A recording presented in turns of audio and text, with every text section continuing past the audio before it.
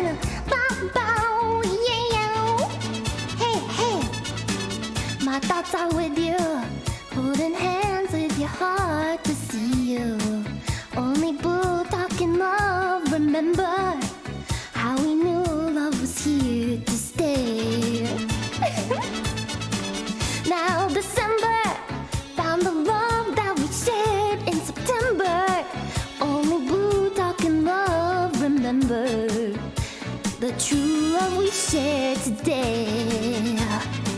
Hey, hey, hey, hey. ピカとルンが光れば Wow, wow, wow, wow. 私は恋に落ちるの Wow, wow, wow. Body and banana. Please you remember Body on. Dancing in September. Body on. Golden dreams are shiny days. Oh, those bells were ringing. Our souls were singing. Do you remember every cloudy day? Yow! And we said, Body on. Say that you remember. Body on. Dancing in September. Body on. Never was a cloudy day. Woo! Body on. Say that you remember. Body on. Dancing in September. Body on. Golden days are shiny days.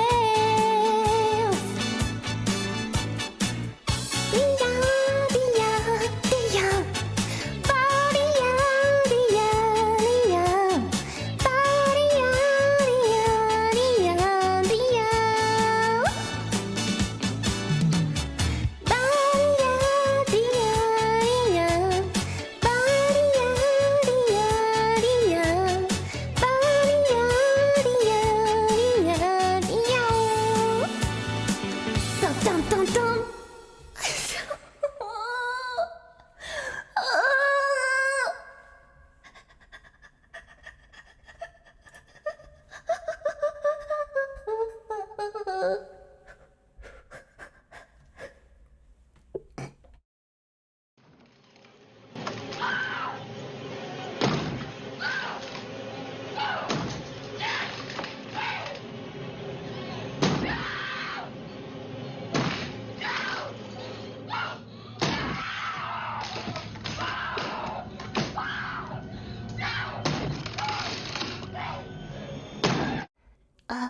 Meow.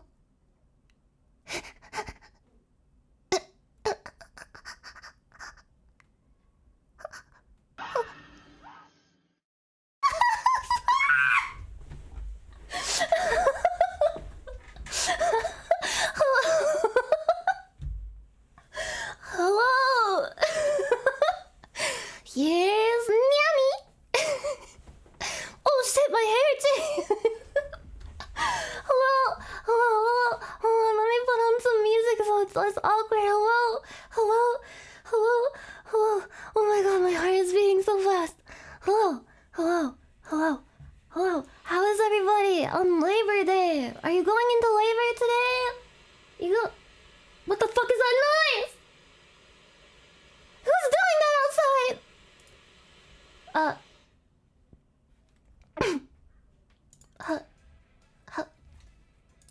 I almost accidentally played DMCA music because I had my 80s music playlist on. Oh, it's okay though. It's okay. Hi. Hi guys. How are you? If you're going to labor, make sure you do lots of breathing exercises. I could use some of those right now, cause my heart feels like it's gonna bump out of my chest. It's bumping in the night. There's a thing that's going bump in the night, and it is my heart inside of my chest, out of excitement and nervousness, and also I drank too much coffee earlier, so there is that. I just downed a big, like 12-ounce thing of coffee, and my heart feels like it's gonna burst, like a chest burster. There's gonna be a funky little worm coming out of my chest.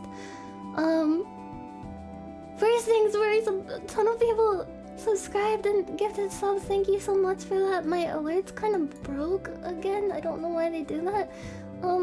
Thank you, Glowmaster98. Thank you so much. Whew. For some reason, I only have, like, in my feed stuff from 7 minutes ago and 5 days ago. Thank you so much, everyone. I'm gonna try to fix that. I don't know what happened. Sit. I was gone for a long time, and now I'm back. And have you noticed that there's a funky new thing you can do? One of you noticed. At least two of you noticed. With the channel redeems, it's a cool new thing. Oh, thank you. Sardarky, thank you so much. Thank you so much. Thank you. Thank you so much for gifting those subs. That's really nice of you. You can use your channel points to change things about me, my appearance. You can make me have my hair in twin tails, or you can make my hair long and down, or you can change my eye color. I almost said ear color. You can change the inside of my ears. You can change my earwax to make it wet or dry, or a mixture. Whatever you're feeling like. You can make me do certain facial expressions, and I'm just kind of testing this out. I'm definitely gonna fine-tune it a little, like the prices and the cooldowns, because right now I have some pretty high cooldowns on them. Like for the facial expression ones. I think the eyes can be changed unlimitedly throughout a stream, but right now I'm just testing it to see. But yeah, you can make my hair change, you can make my eyes change, you can make my face go all weird and hearty. Me hearties. I had the heart eyes earlier. What is the funniest reward ever? I guess you'll have to find out in 2022. When my true form is revealed.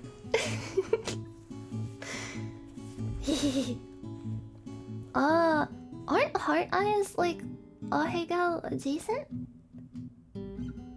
I feel like those are pretty similar. Sorry. Oh god, the stream hiccups are back.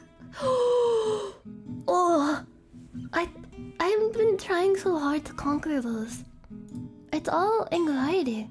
If I get too excited or anxious, I just start hiccuping all over the place. Like a squeeze toy that goes when you squish it. Stop squishing me. You're squishing me too much. Thank you, Shirogane Puma, for gifting those subs. Thank you. And also thank you for being a really nice mod. And thank you, Soren Highland, for getting those subs. Thank you, Sheriff Navjack 27. Thank you. Let me check. I'm checking my Streamlabs thing to see. Why are my stuff is broke? I saw a ton of people gifting subs during the start of the stream, but for some reason it won't show up. Ermrock, thank you for gifting those subs. Thank you. Thank you so much, and thank you to everyone during the intro who gifted a bunch of stuff. It was really crazy. Thank you for that. Thank you so much. It's September, yeah. That's a thing that I forgot was a thing on Twitch. Apparently, if you sub, it's like 20% off or something. I don't know.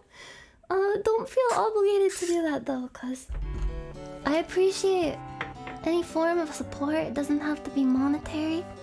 Even if you're just hanging out in here and listening to me talk about dumb shit, that's enough support for me. Thank you, Wow War, Will War. Thank you. Thank you so much. Yeah, this song is nice. Reminds me of life back on the farm. Oh yes. Oh yeah, I don't think this outfit has a bust intensity slider. My main one does. I don't think this one does, but I'll ask about that and see if that can be another redeem. Like maybe we can have like a cheat code mode. You can use your channel points to redeem a cheat code to make my boobs turn into torpedoes that flap all around and make like Gmod ragdoll sounds. They're just like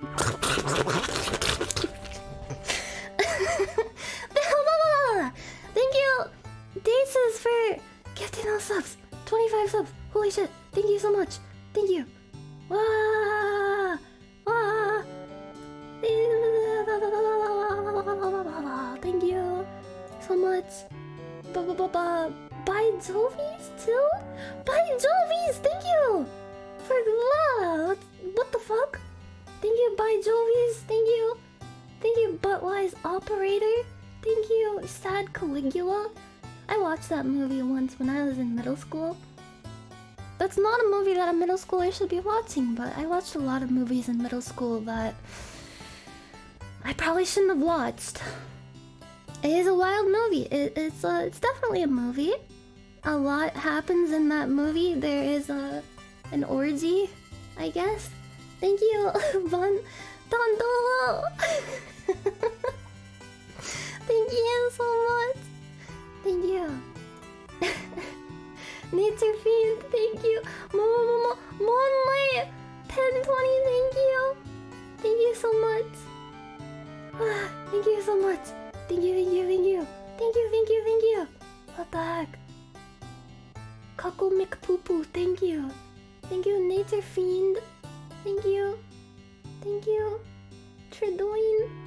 Yeah, it's me gaming. Thank you. That's a nice name. Yeah, it's me gaming. Yeah, I'm just hanging out. I got a controller. I got my legs up on a cardboard box because I don't have a footstool.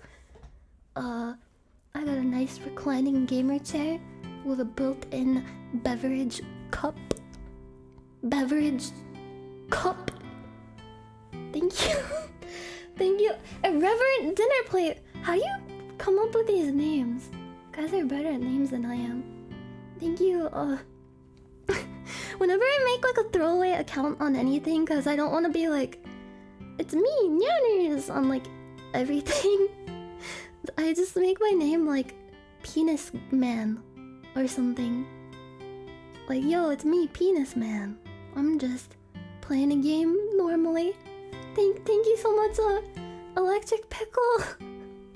Thank you so much. Ah, thank you. Yeah, Disco Penis Man. First name Disco, last name Penis Man. Thank you. Shit, I just gave away one of my alts. Sinclair133. Thank you so much. Thank you very much. Thank you, KR Sonic 4. Thank you, Hop Idiot. Thank you, Gore-Tex. Thank you. That reminds me. Was that Seinfeld where there was a coat made out of a certain type of material called like Gore-Tex? Gore-Tex. Yeah, that reminds me of Gore-Tex. He walks in with that like winter coat on and he's like, yeah, this is Gore-Tex.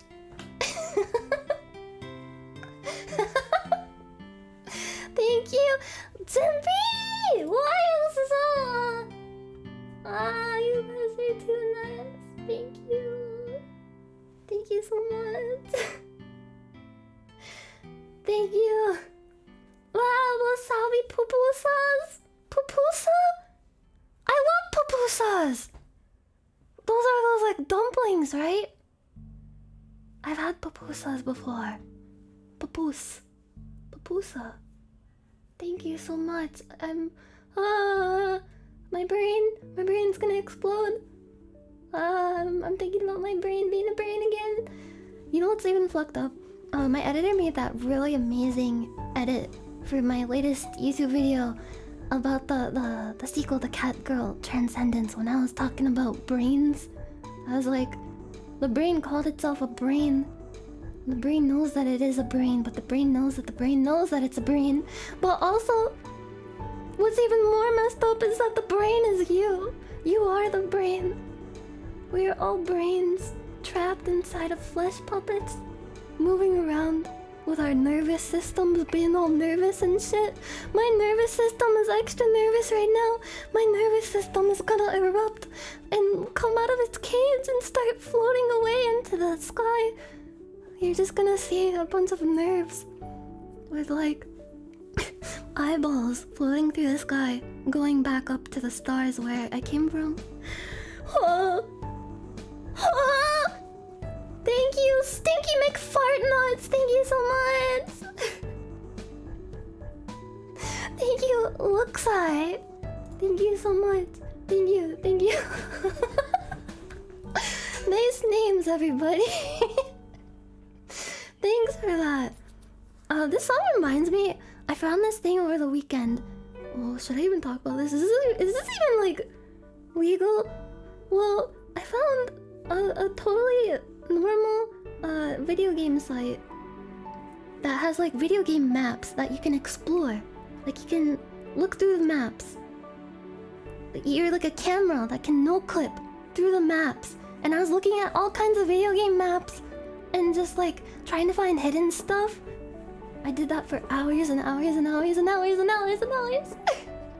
Whoa, you can see me like moving back and forth in my chair. I'm reclining right now. And now I'm forward. Can your chair do this? Ah! Thank you, a magical kitten. Thank you so much. Thank you, thank you. Thank you. And now I'm moving from side to side. It's nice to move from side to side. I gotta keep moving, or my body will explode. My heart won't stop beating too fast. I almost said my heart won't stop beating. I was like, stop beating. Thank you, Serum Max. Thank you. Thank you. Holy shit. Oh my god. Thank you. Side to side, side to side. Thank you for gifting those subs. 50. 55. My girlfriend's age, 55. That's so old, I'm sorry. Thank you. Oh yeah, this song also reminds me of the Lil B song, I Love You. Thank you for supporting me. I love you. Do. My IQ is 55. Thank you. Thank you for gifting like a million subs. I don't know, can we listen to Lil B? Is that allowed? I feel like with Lil B DMCA me. Am I gonna get banned for playing Lil B? Dun dun dun dun dun dun dun dun dun dun dun dun dun dun dun dun dun dun. It's published by Sony ATV Publishing.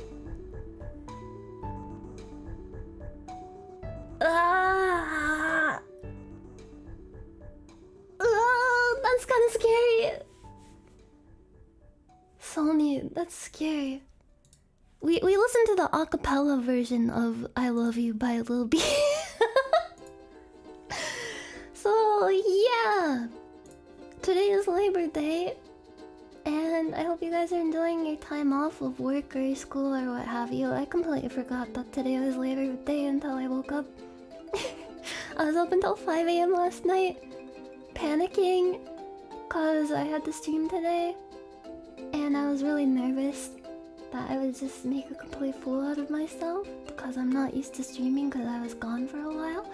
But thank you for giving me a nice warm welcome because it made me feel a lot better. Thank you, Duo07. Duo. Thank you so much. Thank you. Labor Day is a holiday where you get time off of your labor, and also if you wear white after Labor Day, it's bad for some reason. I don't know why. It's like a fashion faux pas. If you wear like a white shirt, they'll flag you down on the street and be like, "You're wearing fucking white after Labor Day?" What? Mousy? Mousy, no. You're my goddess. You're my god empress. Thank you. I love you. I love you too much. Oh, I love you so much. Thank you for being so nice to me all the time and calming me down when I'm like having an anxiety attack. Thank you. Thank you so much. Ah, you're too nice. Thank you, thank you, thank you. Ah. You're gonna make my heart actually explode.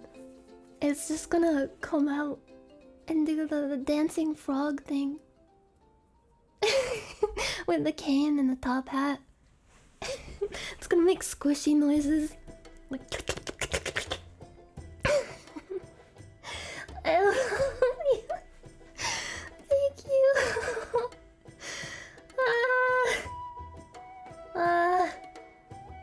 I need to drink some water. Oh my god.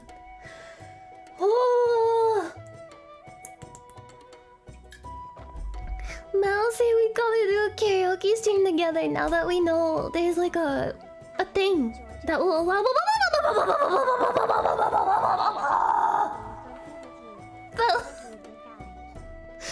will allow us to sing together without very much delay. Oh my god. Thank you, Moonboo. Oh my god, thank you. Thank you. That's way too much money. Thank you so much. Thank you. Thank you very, very much. I'm glad that I could be a source of entertainment to you. Thank you. I want to do lots of cover songs of Mousy. We gotta do all sorts of stuff.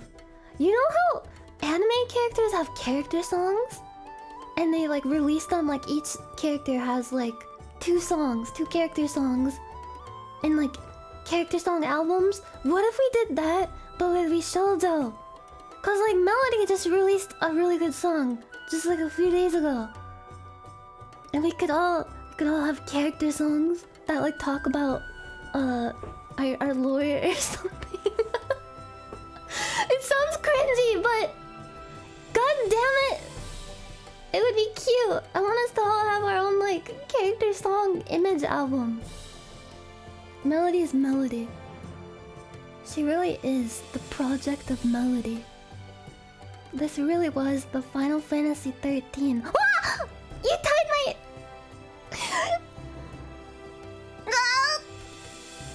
You tied my hair up. It sucked me. I was like, oh god, my hair. You just pulled my hair. I'm not used to the new redeem thing. My hair and eyes keep changing, and it's like you guys are like doing like a... You like rush in, and you just like grab my hair and tie it up, and you run out, and I'm like, what the fuck just happened? What the fuck was that? Who's escaping out the window right now? What are you doing? You Russian. You Russian. Привет. I was listening to... Okay, this is gonna sound really stupid. I know. But I've been recommended this thing on YouTube for the past few months. And it's this playlist called Russian Doomer Music. And it looks so stupid because it's like, god, it's just call it a Russian music playlist. Why does it have to be Doomer music? But I clicked on it finally, and it was really good. I discovered a new band that I like a lot. It's called Mocha Doma or something, and it was really good. It had a lot of bangers. It's some of it's sad, but some of it is just kind of like melancholy. And it's just Russian indie music, like Russian lo-fi and like new wave. I like new wave a lot, like Depeche Mode and all those bands from the 80s who sound like that.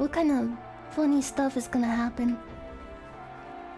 But that's kind of like what life is all about, you know? You get sad sometimes. Sometimes waking up is hard. But what really keeps me going is thinking like, shit, I wonder what kind of funny stuff is gonna happen. I gotta see. Who knows? Who knows what kind of funny stuff is gonna happen tomorrow or the next day in the future? There's gonna be so much funny stuff that you won't even believe. Yeah, you know what? Life really is strange. Life really is strange. Thank you. Miku, 4G, 63. My neck is sweaty. Thank you so much. Yeah. This is my story. I'm gonna finish it with laughter.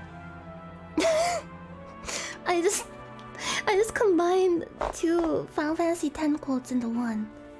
I wanna play Final Fantasy X really soon. I wanna do it. Humor is happening. It's happening! We are experiencing humor together. Our hands are intertwined. And we are surrounding the center of humor. We are like planets orbiting the sun, and the sun is funny. It's really funny, okay? People can't get very close to the sun because it's so bright and it's so funny. Like they get within a few feet of the sun and they just like explode because they're like, oh, shit, it's too funny. I was up at 5 a.m. and my friends, my Zoomer friends, Snowfeet included, kind of taught me how to use TikTok. I finally understand how to use TikTok now. And it's kind of creepy how the like TikTok algorithm gets trained by you, like some kind of robot dog, and it learns your sense of humor. It like interfaces with you based on what you interact with on the app, and just finds things that are so similar somehow. I don't even know how it works. It's kind of weird. But at first, I almost deleted TikTok off my phone, even though I myself have a TikTok account that is primarily managed by my editor because I'm too much of a boomer to understand things. But everyone was like, oh yeah, you can find so much funny stuff on TikTok. Just try it. At first, things won't be that funny and good, but you gotta keep going. And I was like, okay. So I loaded up TikTok like a few nights ago. I was just in, holy shit! Thank you! But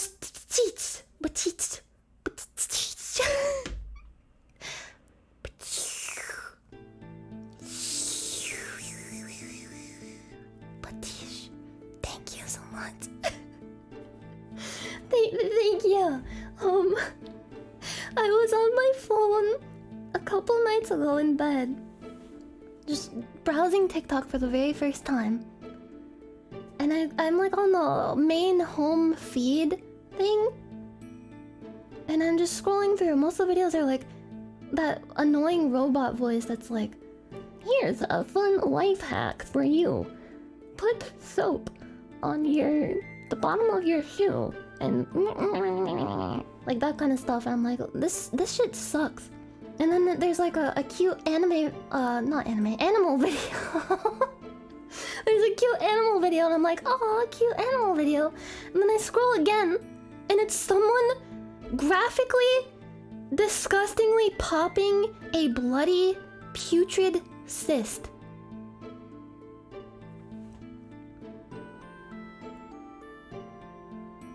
And then I like scrolled past it really fast, and then there'd be another cute animal video, and I'd be like, okay, alright, okay, TikTok, yeah, cute animals.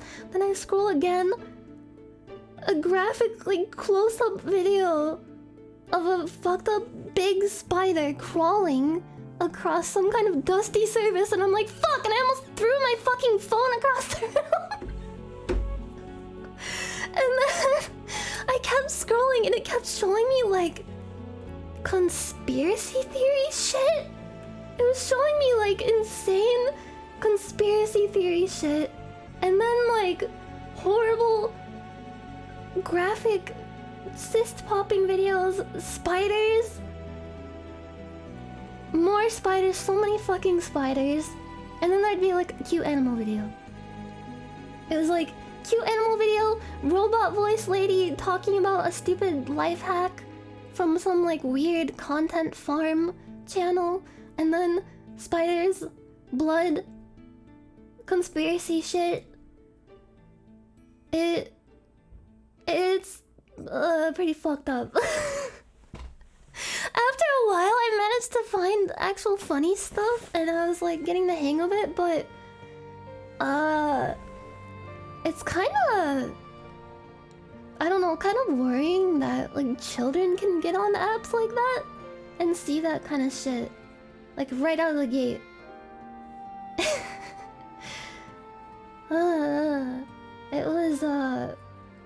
It was a harrowing experience, mainly because I'm not good with blood and I'm not good with spiders.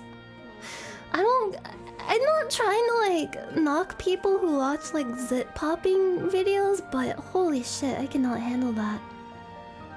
It's too much for me. There's blood and then there's like weird goopy stuff that I don't vibe with. I don't want to see that stuff. I think those things should probably stay inside of a doctor's office or inside of your body and not be videotaped and released to the wild. Because holy shit. What the fuck? Thank you, Drake, oh my god. Thank you so much. I'm sorry if there's any cyst popping connoisseurs in here. Thank you so much. For bearing with me with my anti-cyst propaganda. I'm sorry. No poppers. Don't pop them. I don't even wanna talk about this. It's too much for me. I can't even joke about it. I can joke about farts, those are really gross, but I can't. Oh man. What? Okay. Thank you very much. Draco, thank you so much. Thank you, Miku. Thank you, Hijinks. Thank you so much. Poppers unite. Are you guys forming a mutiny against me? I am the last big zit that you have to pop. You have to squeeze me. Please. It's the only hope you have for the world.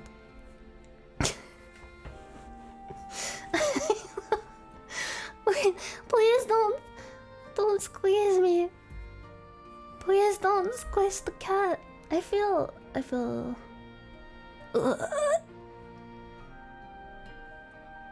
oh god. This is about it. Thank you, Juniper. You're a really cute moth. Thank you. I hope you enjoyed your stream. Thank you so much for the raid. Thank you. I love you and your many fuzzy legs. And your rave looked very exciting, I will say. Moths do like bright lights, don't they? So they'd be really excited to be at a rave.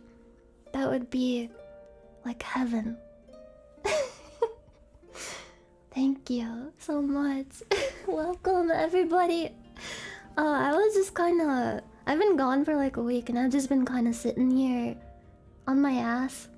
My stupid ass. Talking about whatever. Trying to get caught up because I feel like I was in hibernation and just woke up and crawled out of my cave.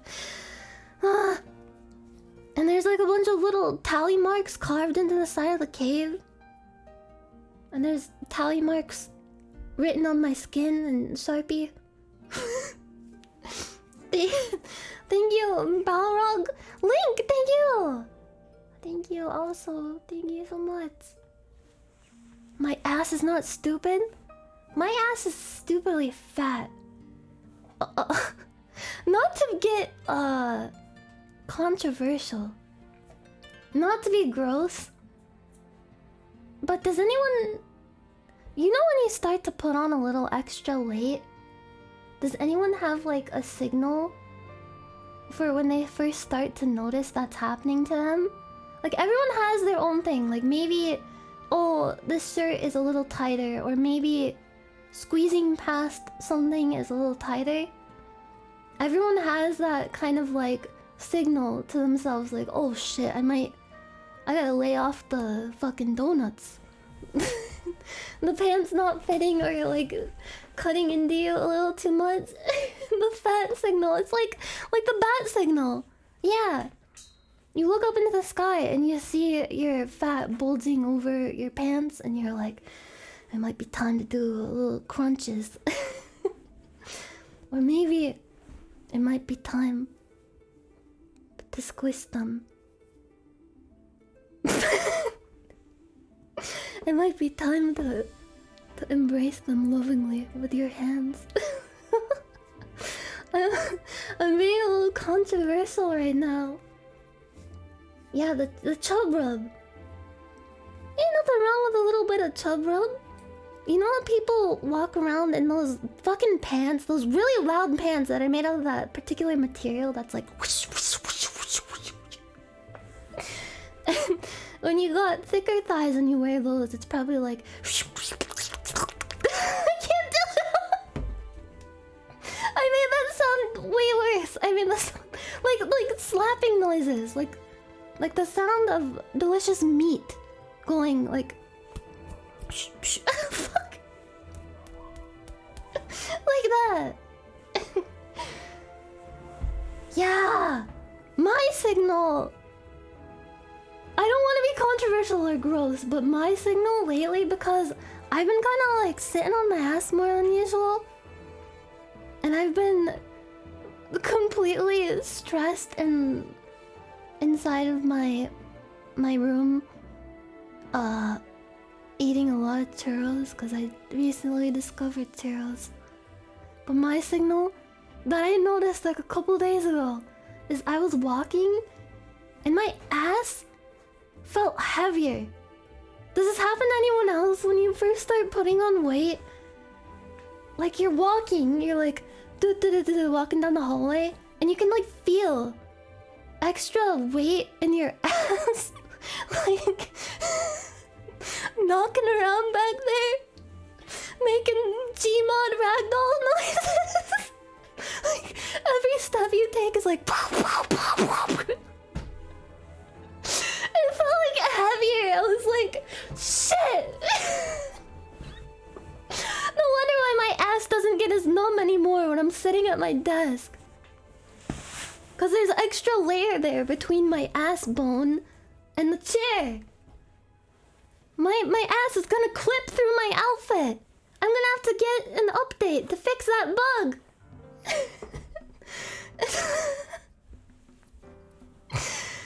It happens.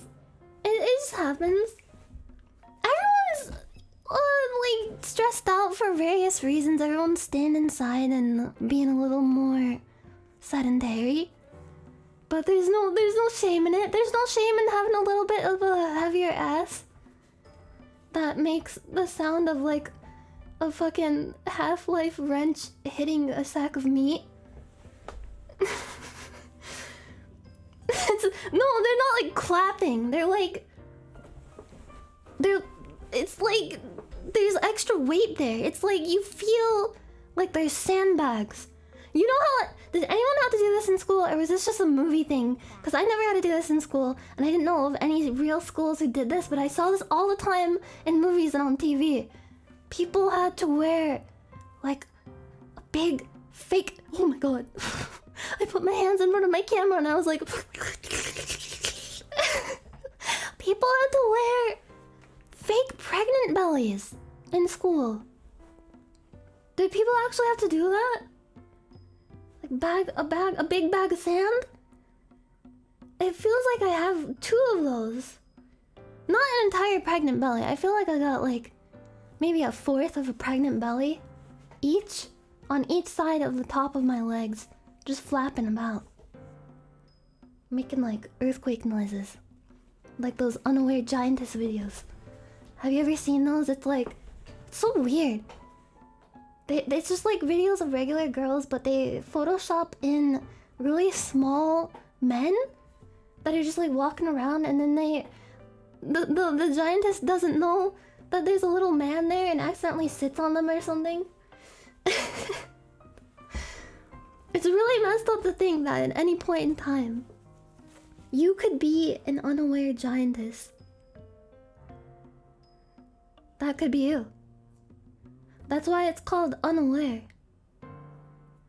You don't know. Somebody could have been messing around with the shrink ray, like Honey I Shrunk the Kids, or Honey I Shrunk the... What was the sequel? Was that the sequel or the first one? Was it the first one where the scientist dad shrunk himself? But anyway, somebody could have gotten in possession of a shrink ray. They could be just like walking around in your house, and you could sit on them. Maybe they...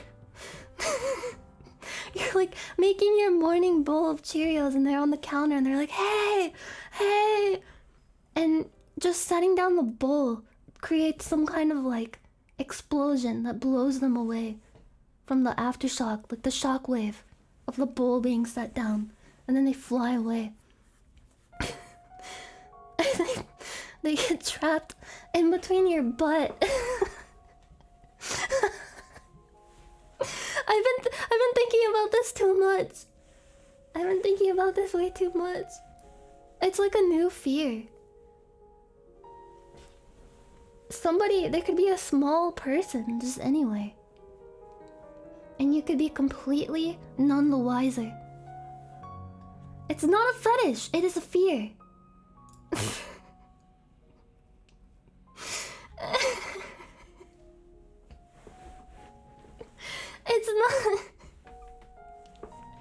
It's not a fetish.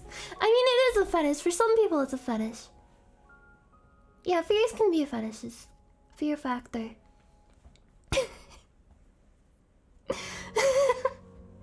Oh yeah, did you see that stream that Silver did? Where she was eating, like, really weird foods? She did, like, a fear factor thing, and she was, eating, like, oysters. I'm scared of eating oysters! Because I've heard that people can get really sick from them easily. It's not a fetish. Are oysters really an aphrodisiac? You don't eat them, you slurp them. Why can't you just normally chew them? Why do you have to slurp them? Like, why can't you just cut up an oyster into little tiny pieces and eat it with like a toothpick? A toothpick. Toothpick. You know what's really satisfying to think about is being a whale with like really big, brushy teeth and swimming around through the ocean and just filtering out all the tiny little organisms and eating them.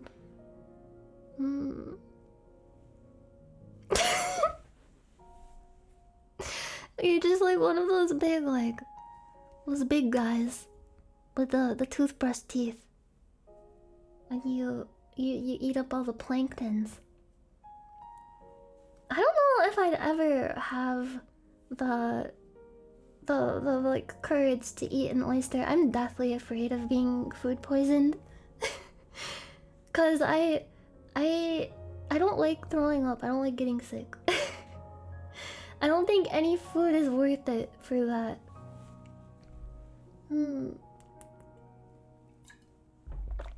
Yeah, organisms! Little tiny organisms. Whoa! Thank you! Defrost Title!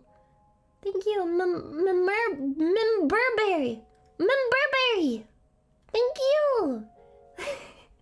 Thank you so much! Thank you, grad 1 you sus. Thank you, Professor Rex. Thank you.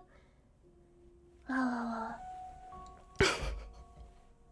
I used to eat sushi a lot, but I got sick from it once and I have like a fear of it now. I'm really dumb. I get sick from eating food and I'm like, well, I'm never eating that food again. Because I get anxiety over eating it. Cause I'm like, what if I get sick again? Even though there's a really small chance.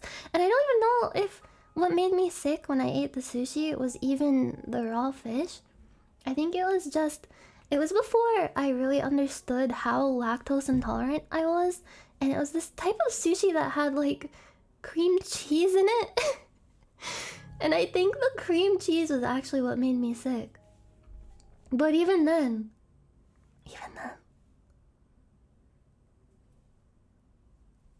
Cause I ate it with my brother. I remember my brother took me out to get sushi. And we both ate the same sushi. And I'm the only one who got sick. So it was probably nothing to do with like the fish or anything. It's probably just the fucking cream cheese. Yeah, it was like one of those like American style sushi rolls, which isn't really my favorite. I prefer the kind of sushi that's just like simple, like, you know, just the cold raw fish, rice, seaweed on the outside too, because I don't know, it's just better that way. Cause in America they put the rice on the outside. I'm not really a big fan of that. And I like the sashimi, where it's just like simple slice of fish and some rice, and you can just like flip that down in one bite. Wait, there's lactose in watermelon? How? I'm gonna have to test this theory. Because I feel like I may have actually gotten sick after eating watermelon once, and I thought, oh, was the watermelon bad? Thank you! What the hell? Drakem, again! Thank you so much! Thank you so much. Thank you. Ah. Oh yeah, I've always wanted to try out. Is it a Pokeball?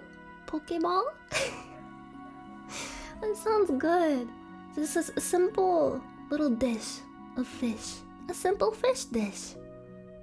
All you can eat. Yum yum. You know what I'm saying?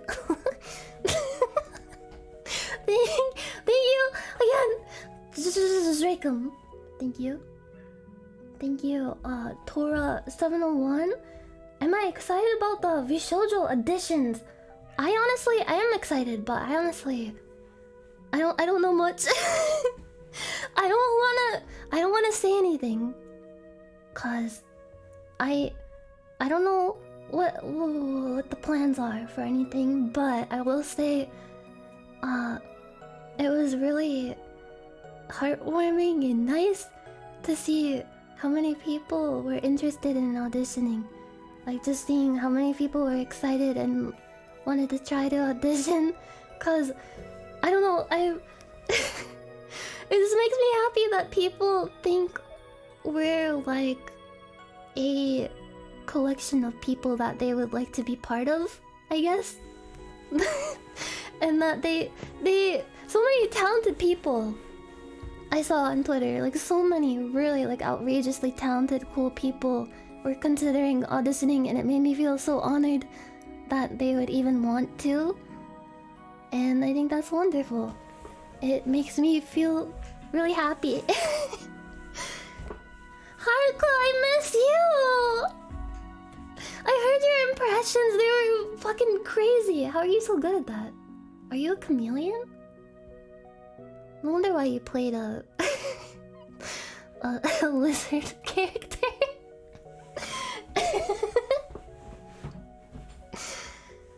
Huh. Why did I audition for Vishoujo? Originally I didn't think that any group would really accept me, cause I'm I've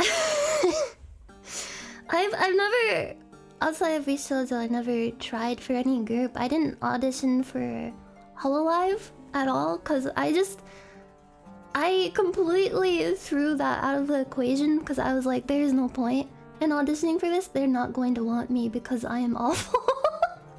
Because Hololive is just so good.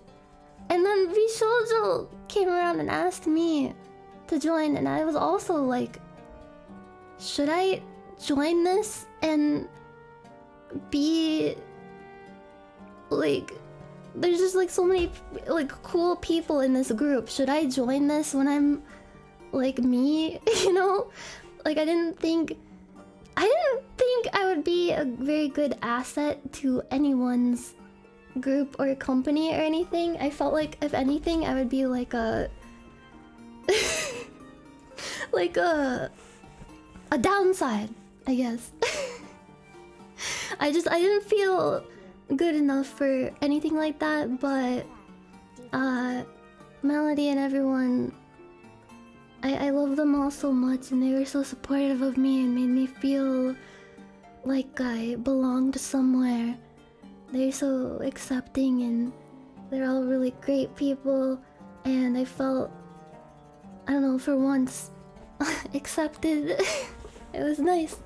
So yeah, I'm happy to be a part of that and get to spend so much time with so many really nice people that I love a lot. Cause it's not just about like, oh look at me in some kind of fancy group or whatever. I'm like, it's it's people that I all look up to a lot. And I never thought I'd be able to join something with a bunch of people that I look up to a lot. And there's so many good VTuber groups. Like, not even just Hololive and Niji Sanji. There's so many good groups out there with so many cool people. They're all really cool. And being able to be a part of a cool group, it's nice. And it inspires me to work really hard so that I can feel even more like I'm worthy of being part of something like that. I'm inspired by everyone, by indies, by Hololive, by Niji, Sanji. They're all really great. But yeah, it's nice. No, not indies nuts. No. I'm glad that people consider me a good fit for any group, especially Vishojo, because Vishojo girls, they're all really amazing. And yeah, I'm really excited to see like who's gonna join. I have no idea. I honestly have no idea. But it makes me happy that so many people auditioned, because I don't know, it's like people look up to us enough to want to be part of us. I'm sorry if I explained that in a really stupid way that someone's probably gonna take out of context and take, like, I don't know.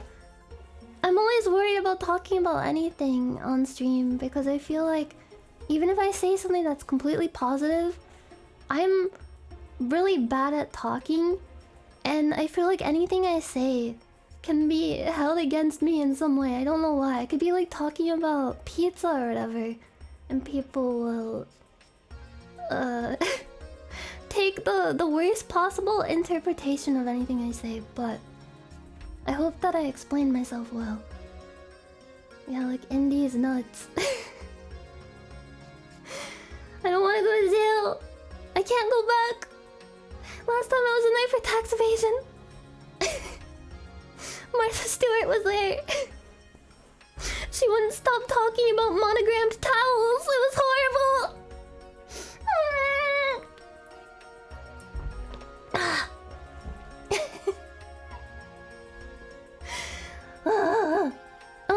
Holy shit. Thank you.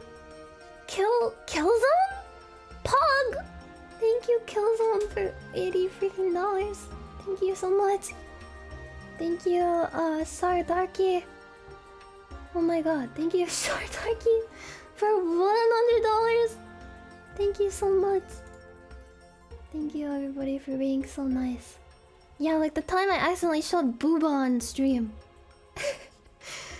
Just for the record, I honestly believed, and maybe I was just deluding myself in the moment, but when I saw that in the video on stream, there was like a picture of an anime girl's boobs that were out.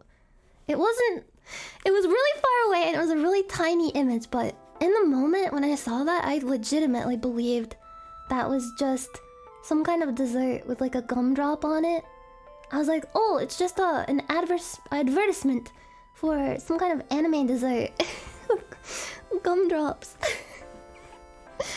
But the gumdrops were not gumdrops, and the snozberries did not taste like snozberries. Unfortunately, when I was licking them. So I was like, I don't know how much of it was me trying to convince myself when I was like, it was a dessert, it was a dessert. I seriously my brain must have just like shut down out of panic. Thinking, this is it, this is the day that I'm getting banned. It's been a good run.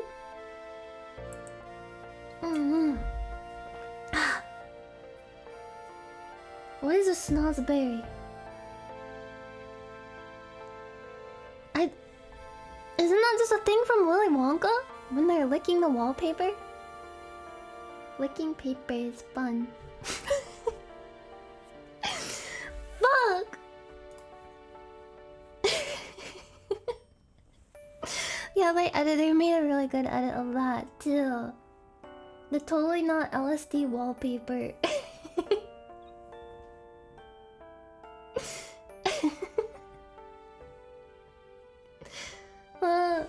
Super Troopers. I last saw Super Troopers when I was very young. That's another one of those movies that I watched when I was very young that I probably shouldn't have watched when I was very young. But you know what? If I didn't watch movies like that when I was young, I probably wouldn't be here today. So consider it a blessing in disguise. Thank you, Mom and Dad, for being so lenient with the media that I consumed when I was like 4. Licking wallpaper stream. Isn't that how you get lead poisoning? I want to crawl up into the attic and eat the cotton candy that's in the walls. It looks good. I was born cursed. Forced to wipe my heavy ass. I'm carrying around a heavy burden at all times. That's why I'm slouching. It's because of my ass. I'm doing a Sisyphean task. Did I even pronounce that right? Just pretend that I did. I have a Sisyphean task, and it's rolling my ass up the hill every single day of my life. Born to die, world as a fuck. The boulder guy, yeah! The boulder guy. That guy! Maybe I gotta get back into Ring Fit Adventure. What I really gotta do is just get outside and walk some more. I used to go on walks a lot, but lately there's just been a lot of stressful and depressing stuff going on, and I've been kind of like prisoner inside my own mind, not wanting to go outside. Holy shit, this song rules. Holy fuck. Final Fantasy 14 is such a good game. La hee.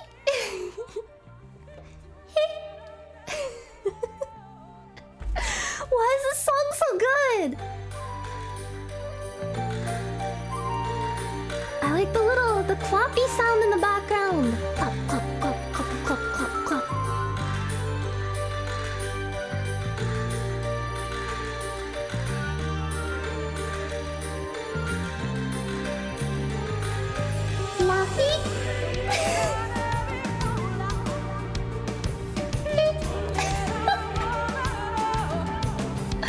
Why is it so short too. Why is the song so short?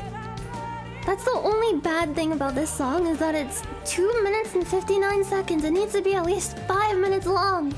There needs to be an extended version of Civilizations in Final Fantasy XIV Shadowbringers expansion. By the way, I've been replaying through the expansions on an alt character that I... Oh god.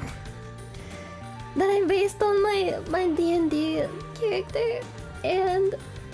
I'm gonna have to talk about that in a sec. Shit. But, I finished Stormblood recently. On that character. And I'm really excited. Because I'm going through the Stormblood patches right now and I'm so close to Shadowbringers. I'm really excited. I play it on the Aether data center, and there's so many people in that data center right now that they had to lock all the worlds. We're like trapped in jail together because the data center got too popular. I think because a bunch of streamers are playing on it. I guess like a bunch of people started making characters on those worlds. Yeah. I think Asmongold. Yeah. But I guess I'm gonna have to talk about something really briefly, cause shit. It's part of the reason I was gone for like a week, and I don't wanna drag it out, cause I know that this has been talked about a lot, and I know, oh god, it's like the D&D elephant in the room. Yeah, I'll get it out of the way so that we can all move forward together. Sorry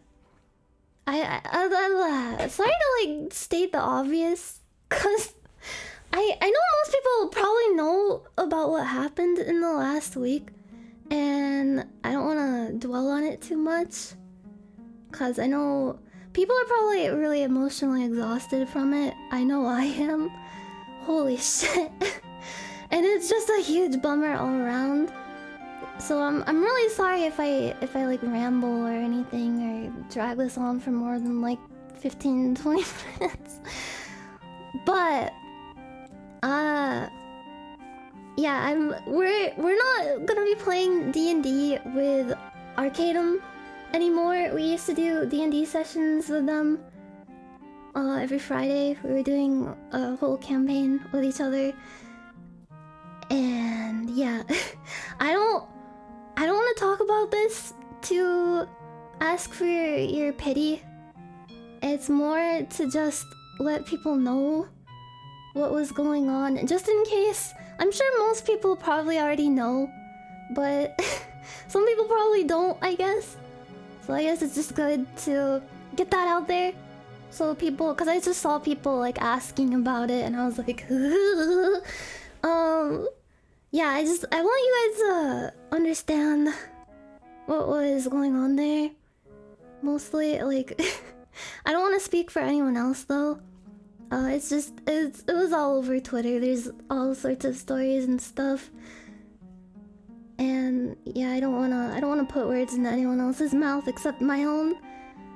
But yeah, I just want everyone to understand the situation so we can all collectively move on. Cause I know Vay and Snuffy and I think Fruit all talked about it. And yeah, a lot of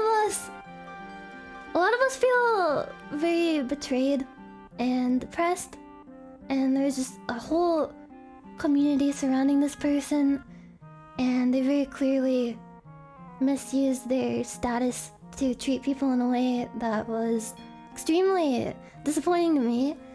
And my heart, I know it sounds cliche, but my heart goes out to those who were affected by this. And what I experienced personally is not nearly as serious as some of the other stories that are out there, and I don't want to be like, oh, look at me, look at how much I suffered, oh, and I also don't want to turn this into like Keemstar drama alert stream, so I'll try to stay as brief as I can. I also don't want to like make light of the situation, because it was a fucked up situation all around. I feel really bad. really hope everyone's okay. That's my main feeling. I have feelings of bitterness like many people do, but my main feeling, and I hope the main feeling that most people carry into the future here, is just feelings of I want like support for those who are affected, and just taking your energy and creating like a new, better world away from all this. But yeah, now that everything's like out there, I just want to say that I enjoyed D&D because it was something I did with the girls and because of the community. And I thought it was normal to be as stressed out as I was during D&D. Like, I started thinking like, oh, I guess this is just how D&D is. And I even wanted to quit and drop out multiple times because of the stress from it. And at first it was just like excitement kind of stress. Like the first few sessions, I was like nervous, excited, you know? But then after session 5, some stuff happened that I won't go too into because I don't want to be like, look at me, feel bad for me. But I just want to give context to things. Because, yeah, I already talked about this a lot too, and I don't want to exhaust it, but something happened where I became too, nothing like serious by the way, I just became too scared to ask questions, and I was like needing to get drunk before each session after that, like needing, like not just like, oh, I'll get drunk for fun just to like, ooh, party. I was like, I need to drink to ease my anxiety before I do this D&D stream. And I realize now in hindsight, but also like, I don't know, when stuff like this comes out, it's just like one of those situations where everyone thought they were alone in how they felt, and then all these stories come out and people like put the pieces together, you know? It's just really unfortunate how people can be isolated like that and not realize like certain things were not normal. Because when you put it into the context of so many other things, things become more clear as, yeah, like hindsight. Hindsight's 2020, as they say. Yeah, I just kind of, partly because I'm the kind of person who's very conflict averse, and I'm just like, I have this habit of being like, oh, I'm just anxious because that's just me, and not really thinking too hard outside of that. But yeah, having to get drunk before every session probably wasn't the healthiest thing. Also, I don't want to speak for the other girls, but I do know that I'm not alone in those feelings, and we were all very stressed out. Like before a session, we'd all get in the call together and be like a support group for each other. Like, shit, I'm so nervous for D&D, I don't want to do it, like that kind of thing. And like looking back, D&D should be fun. God damn it, D&D shouldn't make people get into a Discord call together all having like anxiety together, like, oh my god, I'm so scared about D&D. That's the opposite of the feeling you should have. Yeah, Snuffy said the same thing. And god, I feel for Snuffy so much. We both kind of had that anxiety for varying reasons, and D&D is a fun game you play with friends. D&D is not some kind of super serious thing that can make you feel that kind of anxiety, or it shouldn't. It shouldn't make you feel that way. Sorry, but I just want people to be aware and to please send support to those who were put through the worst of it. And they kind of had a hobby that they love tainted by something like this. And that's something that is really just that shouldn't happen. And that's not to say that D&D should be ruined for anyone in any capacity, cause Silver said something on Twitter, I think, and she put it into words like way better than I could.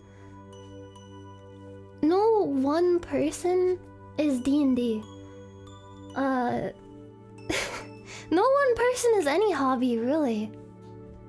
Like, it goes beyond just one person as some kind of like leader, figure, person, whatever. You are all D&D. As cheesy as that sounds. But Silver put it way better than I ever could. But what made D&D so great for me and the other girls was this, like, exploding passion of the community surrounding it. All the fan work, the artists, the musicians, all the people getting excited about each session and commenting on it. And just, like, the people who loved our characters and got so invested in their stories. That really made it for me. And honestly, I don't want to speak for the other girls, but my favorite part, personally, aside from getting to hang out with all of my friends, was the fan work section. Seeing all the fan art and stuff that people would make of us was always so heartwarming for me.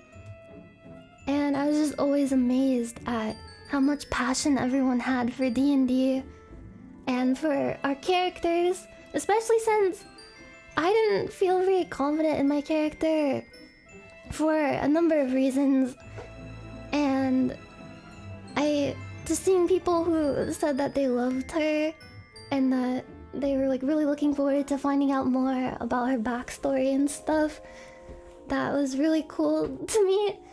That was way cool. It made me so happy that people were that interested and that invested. And I love the girls so much. I love getting to spend time with them, and I love their characters too. And those characters, those are all our characters. They all belong to us. We made them. We birthed them. They are extensions of us and nobody else. And I don't know what the concrete plans are. I don't want to like step on any toes by making any declarations or anything, but we may use them for something at some point. But we're also for sure going to start a new campaign with new characters, and I'm excited about that. But yeah, there's like all the people who work so hard. They're the backbone of everything. All the artists, the musicians, writers. And a lot of them, what really upsets me is hearing that a lot of those people who worked so hard were also mistreated. And I'm just... I see what artists go through all the time. And artists are really the heart of so many things. And they get so much shit. And they deserve so much more support. So whenever I hear that artists are mistreated in any way, it... I hate that. Please support artists. Like, VTubing wouldn't even be a thing without artists. And the whole community in general. You guys made that experience what it was. And my other favorite part of D&D, aside from the community, was getting to spend time with the girls every Friday. And no matter what happens, that part of it cannot be taken away. Like the community, art, all that can't be taken away. And I know how strong this particular community is, and it really warmed my heart to see the like outpouring of support for everyone involved, and how you all banded together to just rebuild and move on. Cause you guys are really the heart of everything. You're what made everything so special. D&D is not any one person. No hobby is just one person. It's everyone working together to make friends and memories that will outlive the influence of any asshole who does shitty things. So yeah, thank you for this fucking song. Thank you guys for making our D&D session so fun, even when we were all so freaking stressed out almost every session. And yeah, that's... If you were wondering why I was so out of it a lot of the time, I guess that explains things. Like, a lot of my stress that I've had has been tied to D&D for the past few weeks, and it's... I don't really like going on stream and talking about heavy stuff like this because I feel like streams like this are an escape for people. I want to keep that sacred as much as I can, but I like being able to, I don't know, feel like I wasn't crazy, I guess, because for a while I started feeling like, is this just me? Like, am I crazy, or is the way that we're being treated not great? Thank you for understanding that. Thank you. So that all said, we're all still into D&D. I don't think D&D should be ruined, or just like any hobby, by one person's actions. This didn't ruin it for us. I want to keep playing, and I especially want to experience what the game is like without feeling crushing anxiety from worrying about pissing off the DM and having them berate me in front of like 50 people in a voice call because I questioned a decision that they made with a stupid boss fight. Like, I wanna experience for real D&D. I wanna experience the fun D&D. I'm excited. I am moving forward out of this, and I hope you all are moving forward with a feeling of like, we can start over, we can have fun. Let's just look forward to the future. Let's take that passion into the future and make something even better with it, okay? Cause holy shit, speaking of which, we're looking into playing a game with a D&D streamer by the name of Brett Ultimus. I almost knocked over a bottle on my desk, I'm sorry. And like I said before, I don't know if we're gonna repurpose our old characters, but we definitely are going to make new ones for a new campaign. I don't know about the status of the old ones. I don't know the old ones. I made it sound like some kind of like demented eldritch thing. Yeah, we're thinking about playing with Brett Ultimus. Seems like a really cool dude. He's got a cool D&D system. I heard that he wants to put a fishing system in his game, and that activated my neurons. Cause I love fishing minigames. Oh, hold on, I gotta down a bunch of water. Ah! Yeah, I wanna sit on the dock, just catch some fish. You know, you dig? In a nice way. My eyes changed. A responsible fishing. I'm a cat, so if I fish, will I be catfishing? Stay tuned. I'll explain it in part 2. But yeah, we're working on new characters for a potential new campaign with new characters, and I started designing mine. And please don't make fun of me. I have this game because it has a really good character creator. It's a game called Koikatsu, and it has a really good character creator, okay? It has a really good character creator, that's why I have it. And over the weekend, I just got a burst of inspiration because like Vei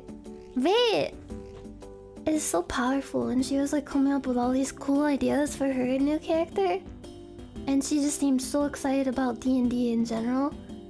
So I was like, shit, you know what, this makes me feel better. I got out of my depressed funk, And I turned that depressed funk into getting funky by making a character design in a porn game. I don't have it for any reason like that. I like the character creator. I like the character creator. I was inspired. I even did the character creation on my Discord. People saw me do it. I wasn't doing anything perverted, I swear. I made like a rough design for my new character. And I'm thinking about having some kind of like unhinged sorceress. Like an unhinged sorceress with like dark circles under her eyes. Who is like sarcastic and like I don't want to say like yandere. More like yangire. I just want to make a really edgy character.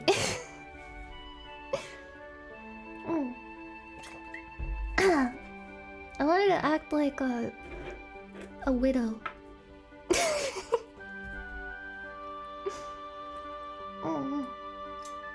Yeah, she's gonna have damage written on her forehead. No, she's gonna be like a gothic sorceress.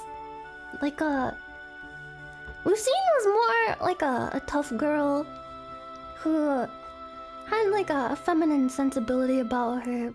But this new character I'm thinking about, I want her to be like full on like edgy goth lady who's kind of like a femme fatale. Femi? A femi?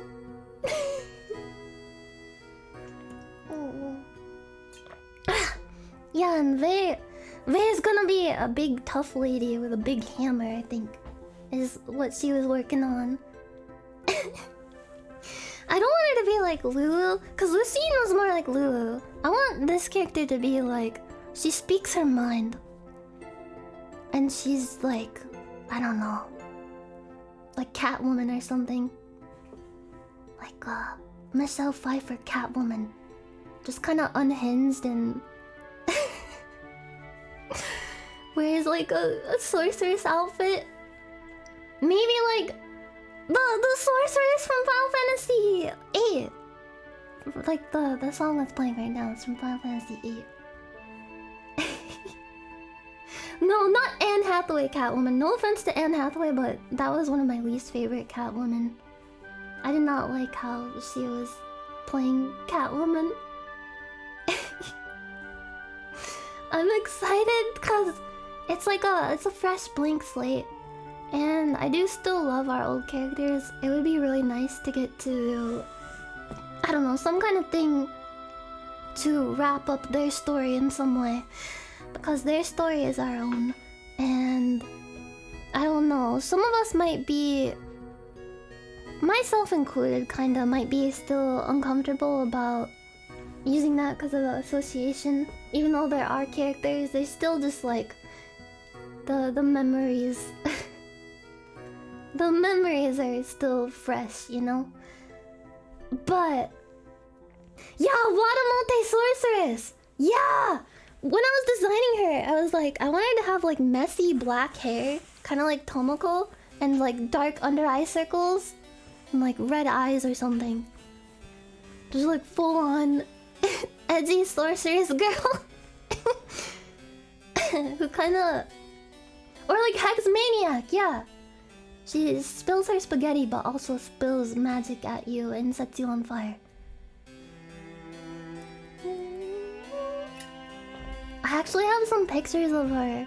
Hold on. This is a very rough design that I was using the very normal anime character creator game for. So this isn't final. These are just my ideas. I was having ideas, you know? You know how you have ideas? Oh god, this one shows too much boob. This was before I updated. I gave her like a very booba intensive design at first. But I think I changed it later.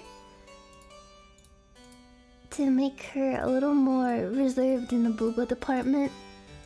Because I didn't want to go full on Coomer with it. I don't know what, like, race she'll be.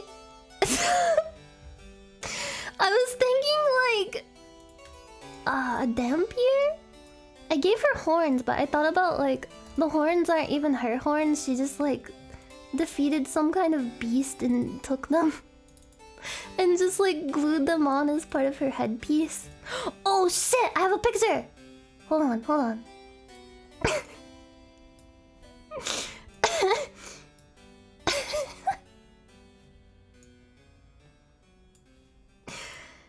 I'm going balls to the walls.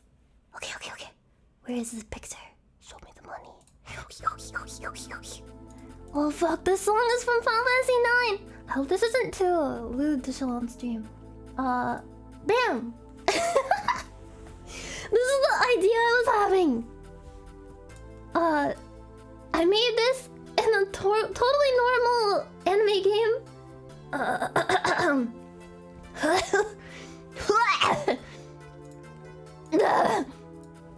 And she's a sorceress. She's a little coy. What's that word? Coquettish. She's a little bit croquettish. She's a little bit of a croquet. I'm coughing up a hairball of embarrassment. Also, I think it's really important to note that her outfit is gonna have a butt window. Like, she turns around and you can just, like, there's like a cloak in the back that opens up and just shows her butt. And she's got like a cool, like, armor, but also like a little leotard. And like body stockings. And I thought about making her, what's the race that, like, I'm sorry, I'm really bad with D&D races. There's one that's like demon style. And they have horns, and sometimes they can be winged. A tiefling, yes, a tiefling. Yeah, sorry, I forgot the word. I was thinking either a tiefling or a dampier. And if she's a tiefling, I'll just make the horns actually part of her body and give her some wings maybe, because I want to fly still. Because I heard that you can have a winged tiefling. But also, dampier would be cool. Because then she can suck blood. And I love vampires, they are very cool. I actually watched the interview with a vampire over the last few days. I've been watching a lot of movies actually.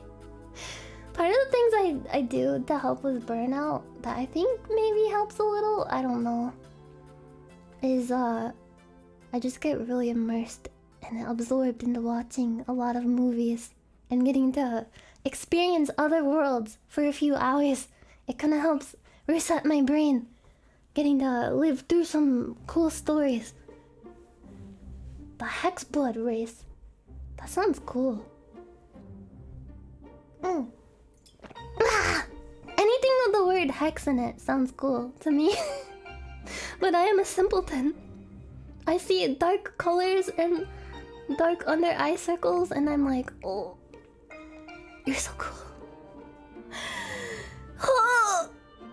Speaking of goth aesthetic, by the way, I'm really excited about my Halloween outfit. I have a Halloween outfit planned, and I saw one of the newest drafts for it today. It looks really good. And I'm excited to debut that. Also, thank you, Onorai! Thank you so much for getting those subs. And thank you to Anonymous for getting that sub also. Thank you. And thank you, Notice Senpai. Thank you. I hope everyone can come together and have another amazing adventure. One for the history books. Yes! We will all be legendary! Our stories are not over yet. We can forge a path forward and have fun. It's gonna be alright. Thank you for That was one of the worst sounds that I've ever made. Thank you for looking at my D&D character. Or the prototype. It's just a prototype right now. I might change it completely. Who knows? Cause on the flip side, I was also thinking about making like a complete opposite of the character that I'm thinking of making. Like a Yuna-type character. Like a fucking shrine maiden type of girl. Like a really pure-hearted, innocent girl. Cause I'm trying to think of characters that would be fun to roleplay as. And would be interesting to like think like, what would this character do if they were doing any kind of thing? what the character doing? Also, another thing I'm looking forward to experiencing is just like getting to experience what D&D is like when it's like just a game. I know it's more than a game. It's more than a game to me. I love coming up with stories and I get really emotionally invested into stuff. But holy shit, that's a really loud car. Holy shit, Silvervale is here. Holy shit, holy shit, holy shit. Thank you. Silver, thank you so much. Thank you. Silver, was that you on the loud car? You were like coming through on your fucking motorcycle to drop off some gifted stuff. Thank you. That's actually really cool to think about. Silvervale on a motorcycle. Like one of those... Like in Grand Theft Auto 5, where you can change the color of the car and make it like a gradient, like a blue and pink gradient motorcycle with a sparkly finish with like little sakura decals? Decalcification. Oh, motorcycle Silvervale. That's something I never thought I needed. I needed until now. I'm sorry. I haven't streamed in a while and I'm like stuttering again. I'm sorry about that. I'm not sorry about that. You know what the Scatman John said? If you gotta stutter, embrace that shit. Who cares if you can't finish a word in one take? Just do it. Who fucking cares? Who cares if I stuttered? I'm not embarrassed. It's normal. And what is normal even? Saying a word and just saying the word? Fuck you. Fuck you, normal talkers. Stuttering is based! It's based! Stuttering is based! Motorcycle Silvervale is something that I didn't know that I needed until now. Fuck. Yeah. I'm golden. Somebody make Motorcycle Silvervale. I need to see it. Fan artists, I'm counting on you. And also, I love you. Thank you for doing tons of work, basically for free. Oh my god, I feel bad for asking now. Stay golden, pony boy. Holy shit. I love that book. The Outsiders? I wonder, did I see the movie for that book? I don't remember if I did.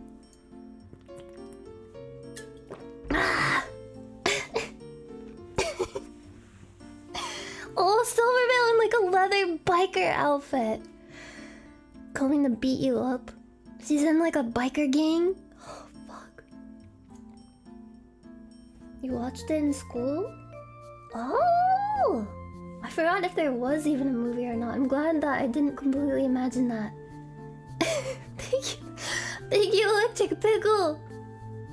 Everyone's saying that the Scatman stutters, but that doesn't even stutter when he sings. But what you don't know, I'm gonna tell you right now that the stutter and the scat is the same thing. I'm the Scatman!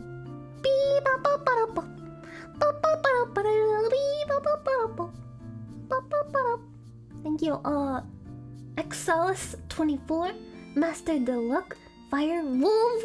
Thank you so much. Thank you, Beanie. I'm glad that I can inspire you, Beanie. Thank you so much. Thank you for being you, and thank you for accepting me.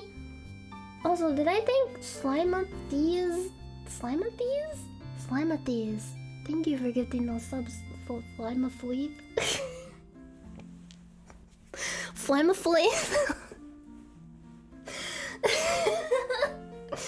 Speaking of movies, I did this thing, another thing I did to combat my burnout in conjunction with watching a shit ton of movies is I had this weird idea. I think I got it from some article I read over the last week. But you know that letterbox site? I made a list of movies for almost every year. And I'm not done yet. I still have a lot of work to do. I'm trying to make it so that I've seen a movie for every year that movies have been movies. Every year since movies were even invented. And I got a ways to go. I'm still making the list. And I think I left off around the 70s. I'm not sure. But I know for a fact that I've seen some movies from the 60s and the 50s. But not very many. And I was like going through the decades and I was like ashamed of myself about how many blind spots I had in each decade. But I have a favorite movie for pretty much every decade up until the 70s, I think. Hold on, let me... Would it be... Do you guys... Should I even talk about this? I don't even know if I'm being like annoying or not, but... People like movies, don't they? Yeah, I want to watch a movie for like every year until the late 1800s. There are movies from the late 1800s. They look crazy. They're all like 5 minutes long. Or even less than that. Movies from the late 1800s are just like grainy footage of people walking down a street for 10 seconds and then it's like the end. But I still want to watch them. Also, it blows my mind that The Wizard of Oz was made in 1939. It just seems like a movie that's from way later than that. Thank you, Cognitive Failure! Thank you so much. Thank you, Electric Pickle, for gifting that big sub. Thank you. A rather large rat. I almost read that as Ara, their large rat. Rat. Oh shit, a rat. Thank you for gifting those subs. Ara. Ara. That's what a husky says. Huskies are so... Why are they always screaming all the time? Okay, hold on. I'm finding my list. I'm sorry if this is like something that absolutely zero people care about. But I got really into making this list. I like making lists. Does anyone else feel like a weird sense of calm when they make lists of things? Even if it's something completely mundane. Like, I don't know, lists of types of fruits that you like. Okay, here, let me sort this by... Okay. I sorted it by year. I made it up to 1970. I have a favorite movie for every year up to 1970, and I'm pretty sure if I work on this some more, I would have some from the 60s and 50s, but not... I don't think every year of the 60s and 50s. I know for a fact that Vertigo was made in the 50s, right? That's one of my favorites. I would for sure make that one of my faves of that decade. Yeah, I looked at each year and I tried to find my absolute favorite movie from each year. And it was really hard sometimes because some years were like, they had so many bangers of movies and I could not decide and it was grueling. But I did it. And I made a decision. Even if it pained me to do so. And this year and last year were really hard because barely anything came out this year and last year that I was even like into. And I haven't even actually seen anything from this year. I just kind of put down a movie that I really want to see as my quote-unquote favorite. Because I'm pretty sure it will be my favorite of this year. And for 2021, I put down the M. Night Shyamalan movie Old. Cause I really want to see that movie. I don't care if it's stupid. I really want to see it. It's about the beach that makes you old. Yeah, I gotta see that one. And then for 2020, I put Emma, which is yet another adaptation of a Jane Austen novel. And I've seen a lot of adaptations of Emma, and one of which that a lot of people don't realize is an adaptation of that book is the movie Clueless. It's like a... Have any of you seen Clueless? I hope that you've seen Clueless. It's like an iconic movie from the 90s. It's really good. It's got... She falls in love with her stepbrother, but aside from that, it's a solid, iconic movie. Yeah, Alicia Silverstone was really cute in it. I love her outfits. You guys are clueless about Clueless. Yeah, it's a weird situation, okay? Like, her dad or someone divorced and then remarried like a year before the events of the film. So the stepbrother was married into the family like really recently, and she doesn't even like see him as a brother. So I'm not gonna keep talking about this anymore. Anyway, the 2020 version of Emma was really cool. I really liked the costume design. It was a really quirky, whimsical take, and it was really fun. And yeah, 2019. I actually rewatched this like a few days ago. Actually, I really liked Knives Out. I love mysteries so much. It's a really good mystery movie. If you watch it, please make sure to not look up anything about it, because the most fun of the movie is the payoff at the end. I love movies where there's just like some kind of mystery narrative going on, and then right at the end it's like bam, bam, bam, bam, payoff, payoff, payoff. And then it makes it so fun to rewatch the movie and go back and see things that you didn't notice before, or see things in a different light now that you know what the ending is like. So good. And Primer is another movie like that. And The Prestige is another movie like that. I love those movies too. Oh, it's a good movie. It was fun. I really want to watch Clue. I think that was from the 80s. It has Tim Curry in it. And yeah, Knives Out reminded me of Clue a lot. I think it's pretty much supposed to be like a a more modern take on that. And then, please don't make fun of me, but my favorite movie from 2018 was this Netflix movie called To All the Boys I've Loved Before. I just thought it was really cute. I'm a sucker for romance stories, okay? It's cute! It's cute! I haven't seen the sequels to it. I've heard they're not as good, but the first movie, if you like comfy, fluffy romance films, check it out. It's so good. It reminds me of Toradora, actually. It's actually got a lot of like similar plot elements to Toradora, to the point where I was like, is this inspired? Cause there's like a whole thing with like a misplaced love letter and everything, and like romance stories where the characters are like oblivious to their feelings for one another, and they're like working together to help them get with someone else or something. It's like, oh god, I want to inject that into my veins. Oh no, we have to pretend to be boyfriend and girlfriend, or oh jeez, Scoob. It's cute. It's a really cute movie. And then 2017 I put The Shape of Water.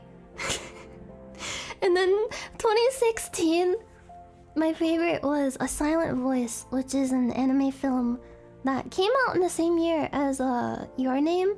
And I like Your Name too, but I feel like A Silent Voice just spoke to me more with its silent voice. It's such a good movie. It made me bawl my eyes out. And it's beautifully animated too. And then 2015, my favorite was Carol.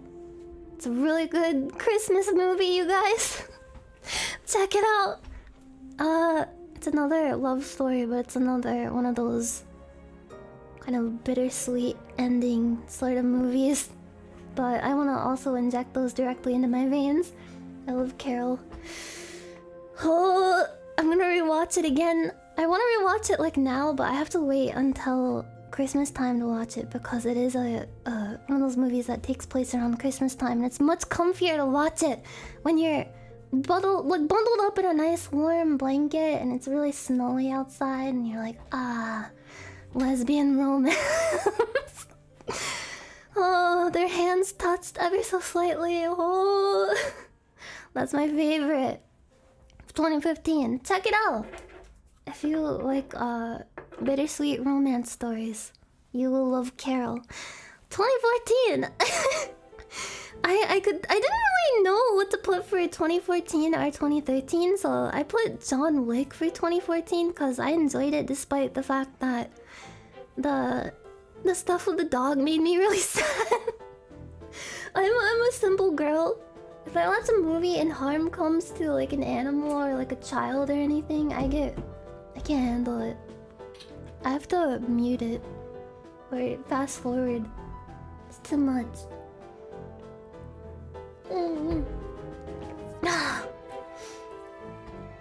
The dog is okay.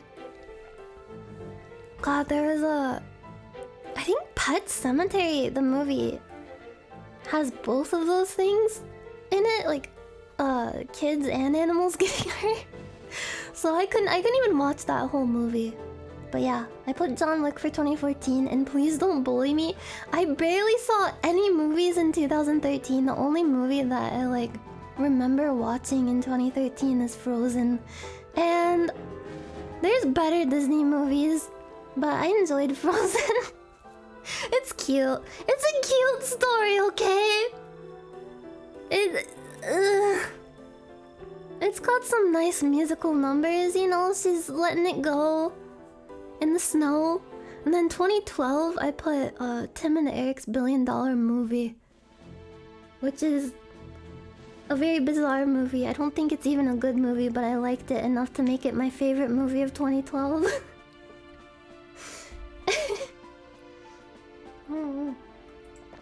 I loved it.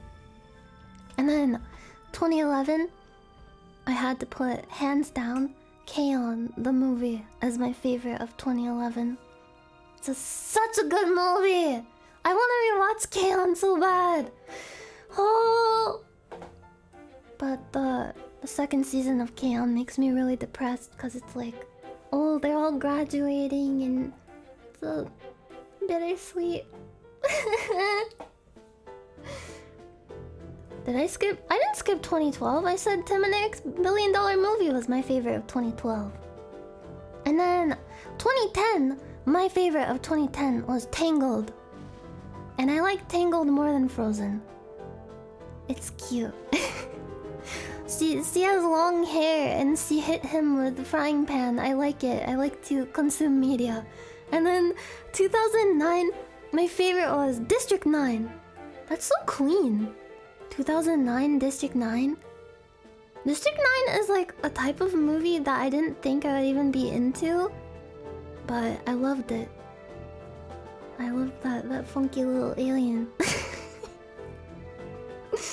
And then 2008, I'm sorry to be completely predictable, but The Dark Knight was my all-time favorite of 2008. I almost said 2018. I saw it in theaters with my brother when I was really little, and I got really sick eating too much popcorn, and I had like a slushie that I drank way too fast, and the part with Two-Face came up and I almost puked. Good movie. Really good movie. The Christopher Nolan Batman series is really good except for the last one. The one with Bane, I didn't like it. Then 2007, my favorite of 2007. This is a movie that I think you would all love. Why did I have to say it like that? I'm not saying this pointedly. I swear to God. It's honestly a really good movie and it's really touching and heartwarming. 2007, my favorite was Lars and the Real Girl, and I really want to rewatch it because it's such a like oddly sweet story. If you read the synopsis of this, you'd probably be like, "Ooh, that sounds creepy," but it's not. It's really cute, actually. It's about a guy who falls in love with a real doll, but in like a wholesome way. Like he like takes her around and he's just like a sweet dude. And it's just like an oddly comforting and nice movie. It's like a comfort food movie for me. And there's some sad stuff in it too, but with life you gotta take the sunshine and the darkness, you know? And I feel like Lars and the Real Girl is the prequel to Drive, which is a movie that I have to watch. What year did Drive come out? Because I feel like it might replace one of these movies as my favorite for whichever year it came out in.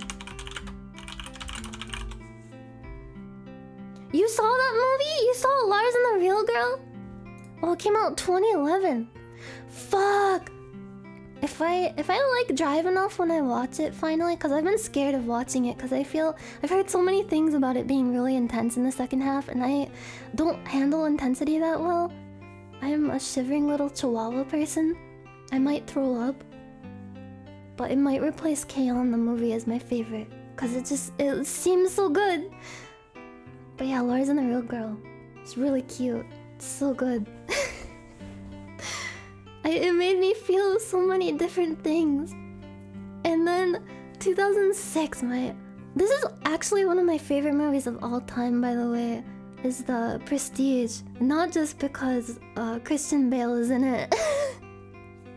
He's one of my favorite actors, and you can probably tell by how many Christian Bale movies are on my list. But The Prestige is so good. God! It blows my mind every time I watch it. It's such a clean, tight film. Like, you know, there's films where there's like some parts that's like, well, I can take or leave this part. It doesn't really contribute much to the what's going on. And it's just like fluff.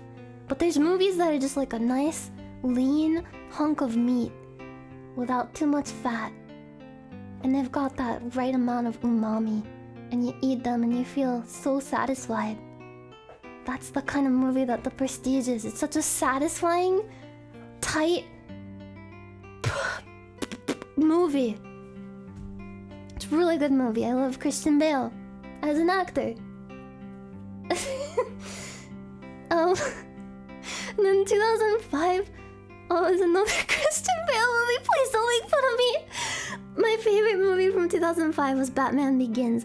I talked to people when I was making this list and they were like, I don't know, I feel like The Dark Knight was the only good Christopher Nolan Batman movie. And I was like, bro. Bro. Scarecrow, bro.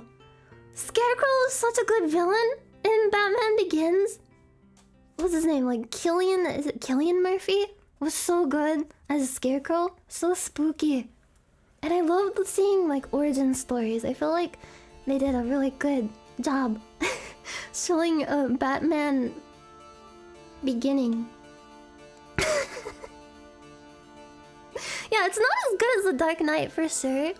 It's not as tight and lean as a movie as that is. But I enjoyed it a lot. I just like Batman a lot because I'm a basic bitch. And it was good. And then this is also one of my favorite movies of all time, but 2004, my favorite movie of that year is Eternal Sunshine of the Spotless Mind, which is another one I want to rewatch really bad, but I've been kind of putting it off because lately I've just been watching like comedy movies or like action movies to help with my burnout. And I feel like if I watched Eternal Sunshine of the Spotless Mind, I would just go into a depression pit. Which is weird because it doesn't really have a depressing ending at all. It's a very kind of movie that makes you think. It's the thought-provoking.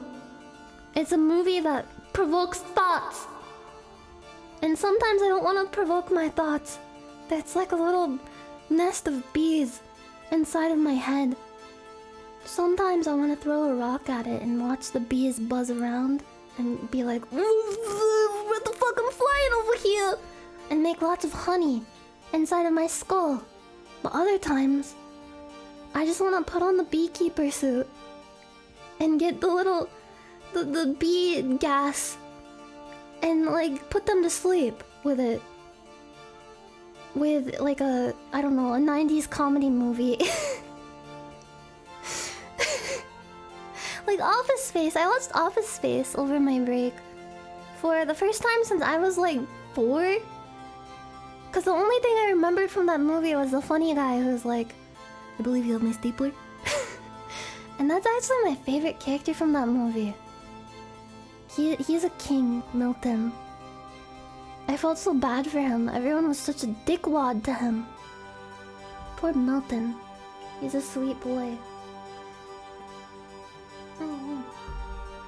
I hated the part where they're having the company party and handing out the cake and he has to give his cake away and he's the only one who doesn't have a piece. It was so sad. But yeah, 2004, my favorite was Eternal Sunshine of the Spotless Mind. 2003, my favorite was, of course, The Lord of the Rings, The Return of the King. I gotta put that there. It's a really good movie. You've probably never heard of it. 2002, my favorite is Equilibrium, which is another Christian Bale movie that I want to rewatch, like, today. I just want to watch a bunch of dumb comedy and action movies. And 2001 was a nightmare choice for me because 2001 has 2 of my favorite movies of all time that I had to choose between. And my favorite movies from 2001 were Moulin Rouge and Millennium Actress, which is a Satoshi Kon film. It's like really surreal and beautiful, and it makes me cry every time. But Moulin Rouge is also really surreal and beautiful and makes me cry every time. So I like them both equally, but I had to choose for the sake of making the list, which hurts me. Do I like Christian Bale? He's a good actor. And speaking of which, my favorite movie from 2000 is American Psycho. It's such a good movie. It's like the perfect satire. A lot of people watch it and get the completely wrong message from it, I guess. It's just one of those movies. It's like Fight Club, but I love it. It's a good movie. It's funny when he puts on the raincoat and dances. I'm gonna start my new very professional film review podcast, and every time I see a movie, I watch like fucking Citizen Kane and I'm like, yeah, I like the part where the rosebud the Bale cast. Every movie I talk about is Christian Bale movie. Oh man, I loved Christian Bale in Little Women from the 90s. I loved the part where he had really annoying stubble, and it was really cute when he was playing on the ice with Winona Ryder's character, and it made me feel things that I didn't want to feel. Also, I just watched Office Space, and I decided to make it my favorite movie of 1999. Because it was just that good. I honestly think it's one of the funniest movies I've ever seen. I don't know if it's like a bias, a recency bias, is that what that's called? Because, I don't know, it just made me laugh a lot. Maybe it's because I was really depressed and it had such an effect on me because of that, but it was really good. Yeah, I love Mike Judge. I love his his work on Beavis and Butthead and King of the Hill. Oh yeah, Christian Bale's in Newsies too. He's a little dude in that. Man, that movie is old. It's fucked up. And then my favorite from 1998 was The Prince of Egypt, which is a really beautiful DreamWorks animated feature film. And it has really good music in it. The soundtrack to it is a complete banger. Say what you want about the movie, but the music is fucking banging. You're playing with the big boys now. You're playing with the big boys now. And then 1997, my favorite is Perfect Blue. Perfect Blue. Another one of my favorite movies of all time. It's so good. It's another cool thriller mystery movie. I love movies like that. And I love Satoshi Kon. I'm sad. Why do all the, like, really amazing, talented people have to go away? Anyway, my favorite from 1996 was Beavis and Butthead Do America. And my favorite movie of 1995 was a Goofy movie. I couldn't really decide. There wasn't much that came out in 1995 that I've seen or liked a lot. And I liked a Goofy movie. Beavis and Butthead Do America is a genuinely really good movie. I watched it like twice in the past couple months. My favorite part is when they're on the bus and talking to the old lady, and they're talking about slot machines, and they think the old lady is saying sluts. But she's talking about slots. Comedy gold. Since I've compiled my favorite per year, do I have a definitive 5 or 10 top list? God, I don't know if I could do that. I think that would actually kill me if I had to decide my top 10 or top 5. I might attempt that. Although I do know for a fact that if I were to make a list like that, I know a couple movies that would for sure be on there. And there would be Millennium Actress, Moulin Rouge, and then a third one, maybe Perfect Blue. Those are all really good. And then Eternal Sunshine of the Spotless Mind too. And 1994, my favorite was the Sailor Moon S, the movie. The one with Princess Kaguya. That was a really good Sailor Moon movie.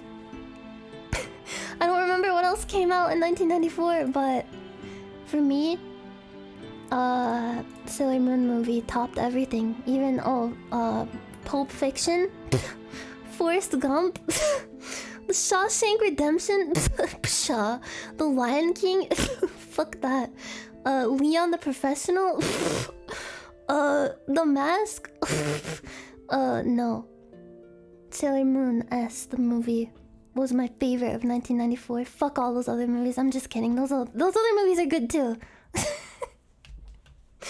Actually, Interview with the Vampire came out in 1994, and I rewatched that recently, and I actually had a really weird ending, but I kind of enjoyed it a lot more than I did the first time around.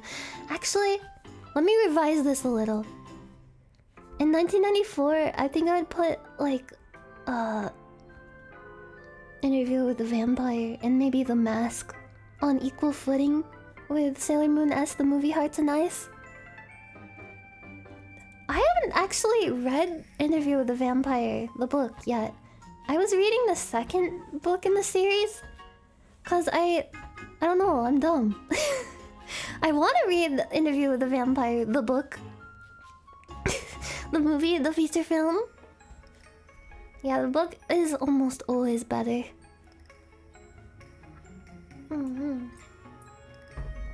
The series. I'm almost done reading the Vampire Lestat. I've heard that Interview with the Vampire covers stuff that happens in... Well, I haven't just heard, I know because I watched the movie, but it covers stuff that happens in the Vampire Lestat from a different perspective. And you can kind of compare the perspectives of each character and see how their story differs from one another. And I think that's really interesting. I like unreliable narrator stuff. It's fun. Who is telling the truth? And Lestat and and Louis are in like a... They're definitely in some kind of relationship. And they have to like take care of a kid together. They're like in a... they're in a fucking what's the word? Dysfunctional, complicated relationship with each other. You're obsessed with it? It's such a... it's such a movie, I love it. Tom Cruise is surprisingly really good as Lestat. I gotta say. And the costume design in it is just A+. There's a lot of really gross moments though. I could not handle whenever they did the like... They cut their arm and pour the blood into a cup and you can just hear the blood making wet, like, dripping noises into the cup. And I... Oh, just thinking about it is sending a chill up my spine. A chinchilla. My favorite Tom Cruise movie? Man, I don't know. What Tom Cruise movies even are there? Let me see. Eyes Wide Shut. Minority Report! I think Minority Report might be my favorite. It's really good. He was an Austin Powers Gold member? He was literally in the Outsiders movie. We were just talking about that. Who is he in the Outsiders? I'm not good with faces and I'm not good with names, so... I'm kind of useless when it comes to identifying whether an actor is in any given film. Well... He was in The Edge of Tomorrow, which I think people sort of liked. I don't know. It's like an American adaptation of a light novel, I think. Of a guy stuck in a time loop. I gotta watch that one. I like time loops. They're interesting. Speaking of which, oh, perfect segue. I didn't even mean to do that. I'm just that powerful and that great. 1993, my favorite movie was Groundhog Day. That's a really good movie. God. Oh, put your little hand in mine. Ba ba ba ba ba ba ba. Jurassic Park is really good too, though. That also came out in 93. I couldn't decide. There was a lot of good movies that year. But my affinity for time travel made me pick Groundhog Day above all else. Hocus Pocus came out in 93. Oh, and The Sandlot. Sleepless in Seattle? I've never actually seen that movie. The Nightmare Before Christmas is good too. Not as good as Groundhog Day though. I'm sorry to the Tim Burton fans in the chat. And then 1992. This is a movie I really want to watch today too. I just want to sit down and watch like 5 movies in a row. Just get a huge thing of popcorn and implode myself.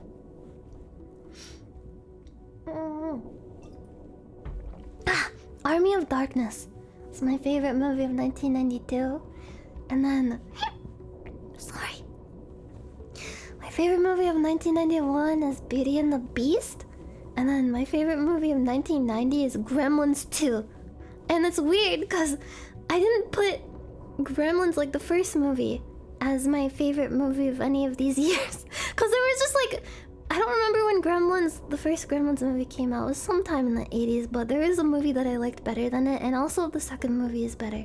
And then 1989, I love Kiki's Delivery Service. That was my absolute favorite of that year.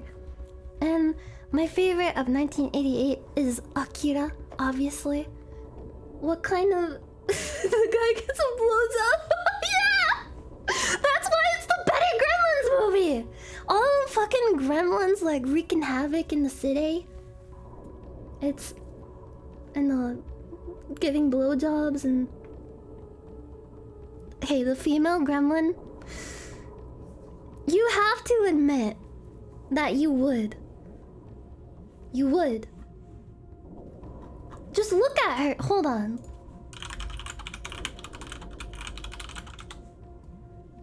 Wouldn't you? She's got lips on her. She's like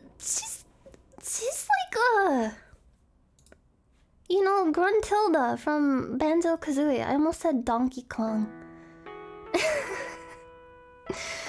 She's got like so sexy heels. Her name is Greta. I don't remember her even having a name. Greta. Yeah, she's got those DSLs, man. Coconut gun. I'm sorry that I'm the only one aside from Mousy who's brave enough to admit that I would. She's got that slow internet. So I don't want.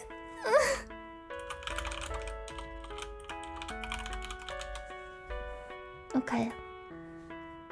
You forced my hand. Wait, you can buy a doll of Greta the Gremlin. There's also an art print.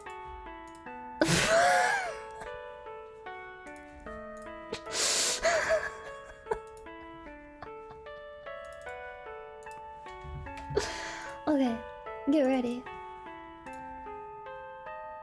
I want this. Is this a real toy that you can buy? It has interchangeable hands. And like there's a bottle of gender fluid.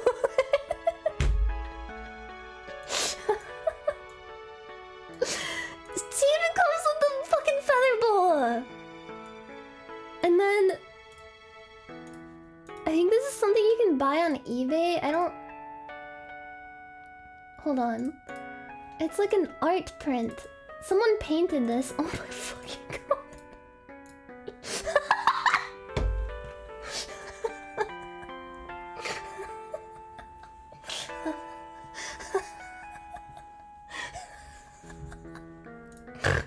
No, I didn't.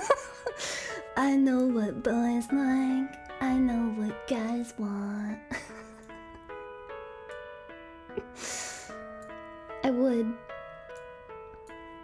I would, cause I am brave. You're sweating from looking at this. Oh, she's got. Oh my god, there's cosplay and it's really good. I can't put it on stream though, because it's kind of what the fuck. I think someone got their hands on like one of the actual puppets of like the special effects puppet. But I can't show this on stream because it's like covered in a white substance, and at first I got really concerned about what I was looking at. Oh, Greta. I can't show it. Anyway. My favorite of 1987 was Dirty Dancing. Have you guys seen Dirty Dancing? It's a really good, heartwarming, coming-of-age film. Very inspirational. I love when he lifts her up in the air. It's great. And then 1986, I actually just recently watched this. It's a really bizarre movie. Directed by, what's his name? Francis Ford Coppola? The guy who directed the Godfather movies, I'm pretty sure. Yeah! He directed the Godfather movies and also... Bram Stoker's Dracula from 1992. That movie was so scary.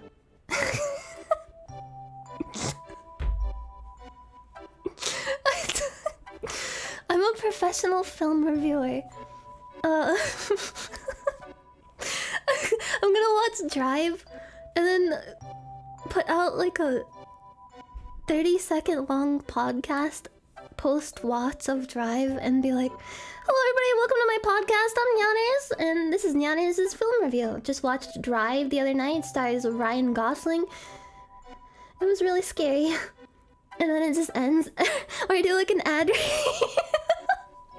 It was really scary.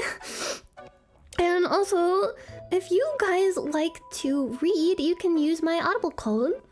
Just plug it in and you get a month free. Use code Nyanners5.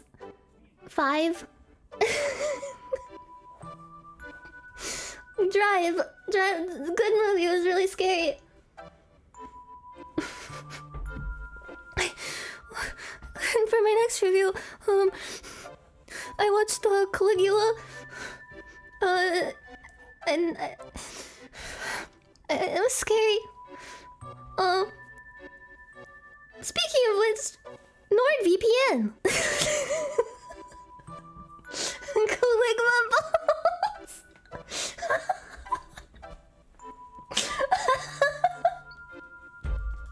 And 1985, my favorite movie of that year was Back to the Future. It's a really good movie. It was fun. I couldn't believe that Rick and Morty was based on it. The guy made a cartoon about them licking each other's balls or something. I don't know. It's not important. What's important is Back to the Future was a good movie, and I'm not gonna let anything ruin it for me. In 1984, I really liked The Never-Ending Story. It's a really cute movie. It's like a comfort blanket in the form of a film. It's really nice. It's really nice and really cute. And my favorite from 1983 was Return of the Jedi. That's my favorite Star Wars movie. Return of the Jedi. The second one of the first movies is also my favorite. Yeah, the fluffy dragon who kind of talks like King Seeker Frampt from Dark Souls. Why do I have this gremlin picture still?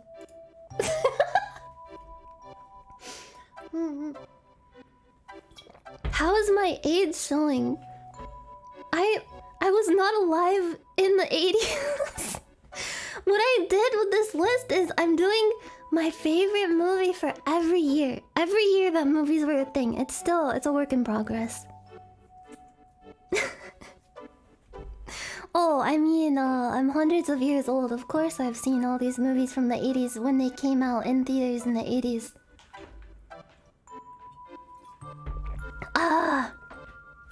And then 1982, my favorite was The Thing. It's a really good movie. It was really scary.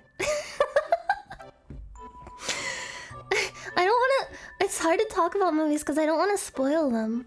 I want to like talk in depth about what I liked about them, but then I realized, shit, if I say anything too much, it could ruin the movie for so many people. Speaking of dogs, my favorite from 1981 was The Fox and the Hound. That movie has a special place in my heart. It's really fucking sad though. And then my favorite from 1980 is Airplane. It's a really funny movie. I like the part where the lady is like hysterical and a bunch of people come up and slap her, and then there's just like a line of people that have like baseball bats and shit. It's a funny movie. A funny, wacky screwball comedy. What more can you love? And then my favorite from 1979 is Alien, another really good wacky screwball comedy. I thought it was a barrel of laughs. I could not breathe watching it. Wait, I had almost a panic attack last night at like 4 AM when I was like watching funny videos on TikTok, because there was one that made me laugh so hard that I couldn't breathe and I started crying, and I kind of want to find it now real quick.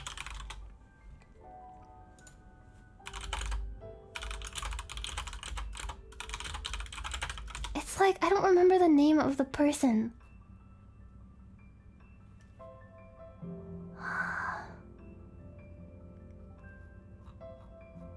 He does a lot of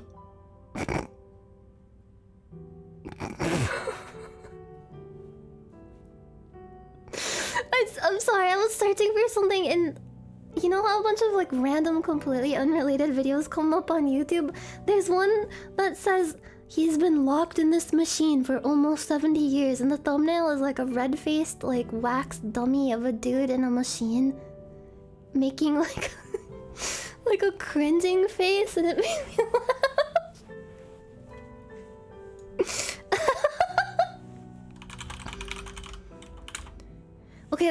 Okay, I don't remember what the guy's name is. It's on TikTok. He's a funny dude. I think he's a youngster.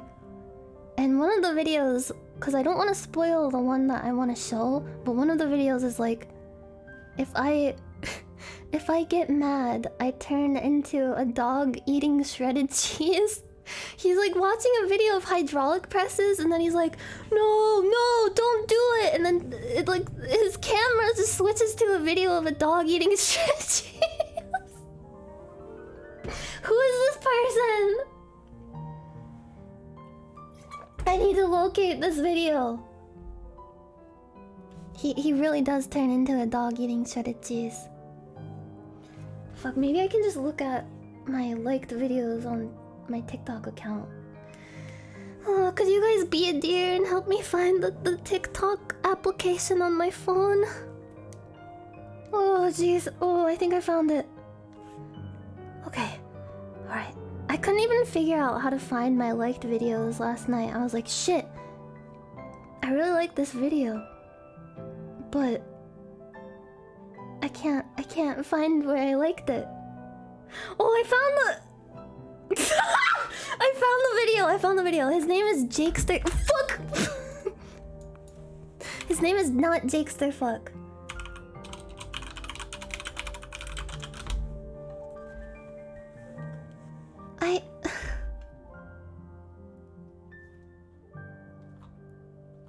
Is this it? I think I found it.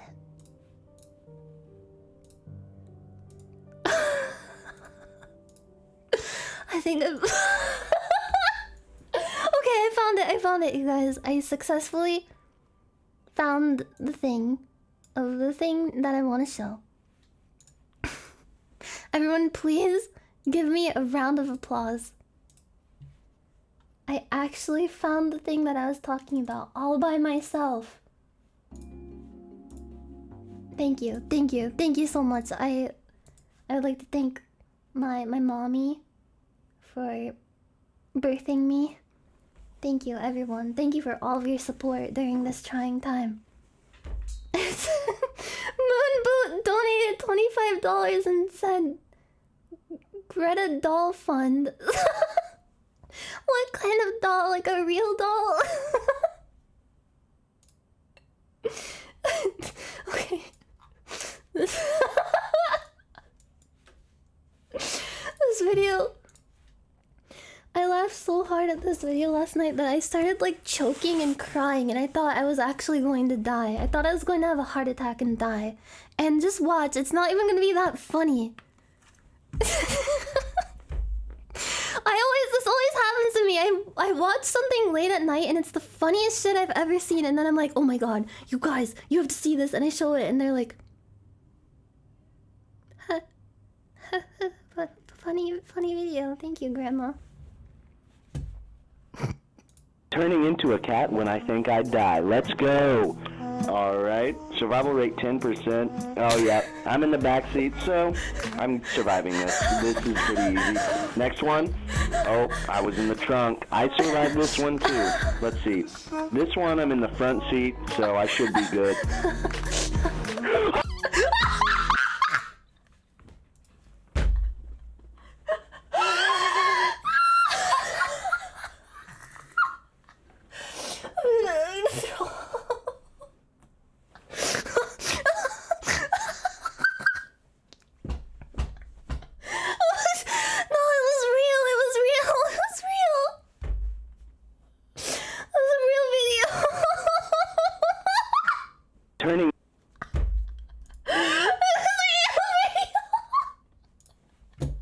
Into a cat when I think I'd die. Let's go. All Alright, survival rate 10%. Oh yeah, I'm in the back seat, so I'm surviving this. This is pretty easy. Is this how I Next turn one. into Oh, I was in the trunk. I survived this one too. Let's see. This one I'm in the front seat, so I should be good.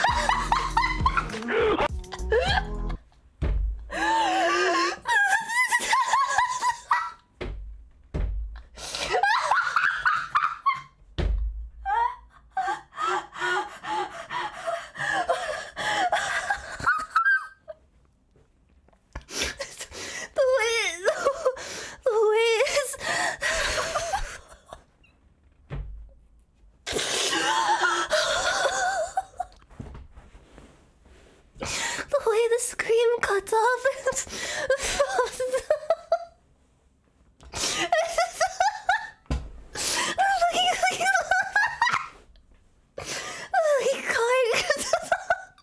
The car like crashing down the hill, and he's just like with a fucking like blown out fucking walkie-talkie mic. Like, yeah, I think I would survive that.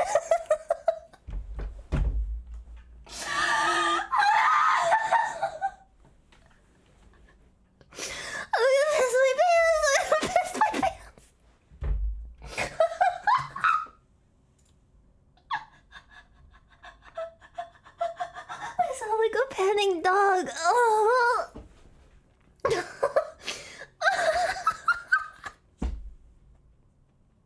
I have to find the one. I have to find the one with the shredded cheese.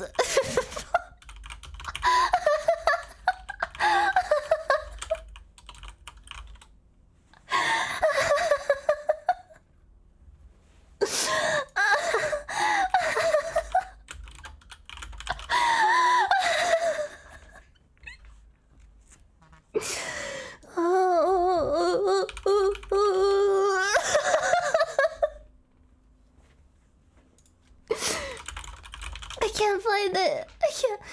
I'm gonna die. Help me. I'm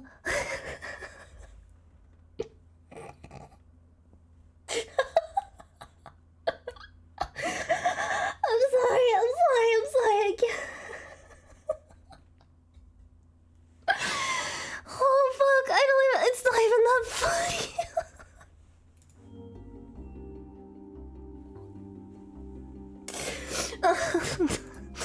Please help me. Wait, I sounded like the Nickelback singer. I'm the one man.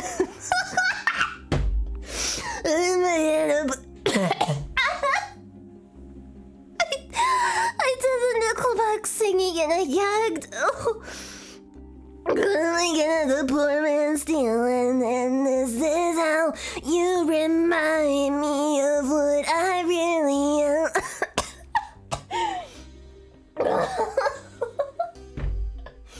Nicholas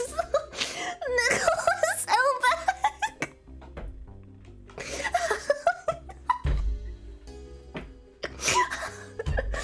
Oh god, I can feel the veins bulging in my neck.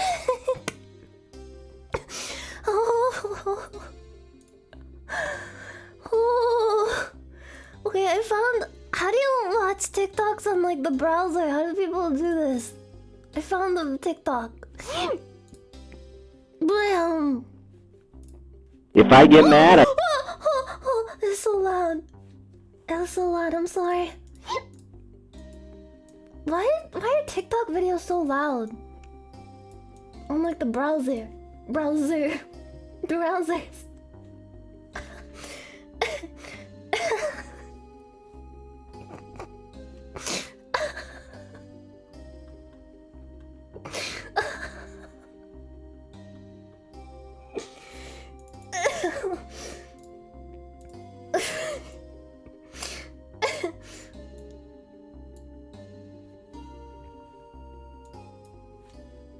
it turned into a dog eating shredded cheese. Let's go. First, we're crushing candles. I don't care for those. Sushi. I haven't tried it. Never tried it. All my friends say it's good. Never tried human either. A penguin, no!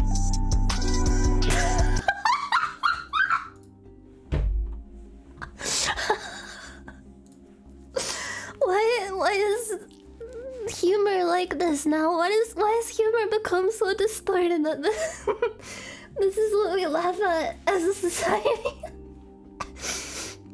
Oh god. Oh god, it hurts. Fuck.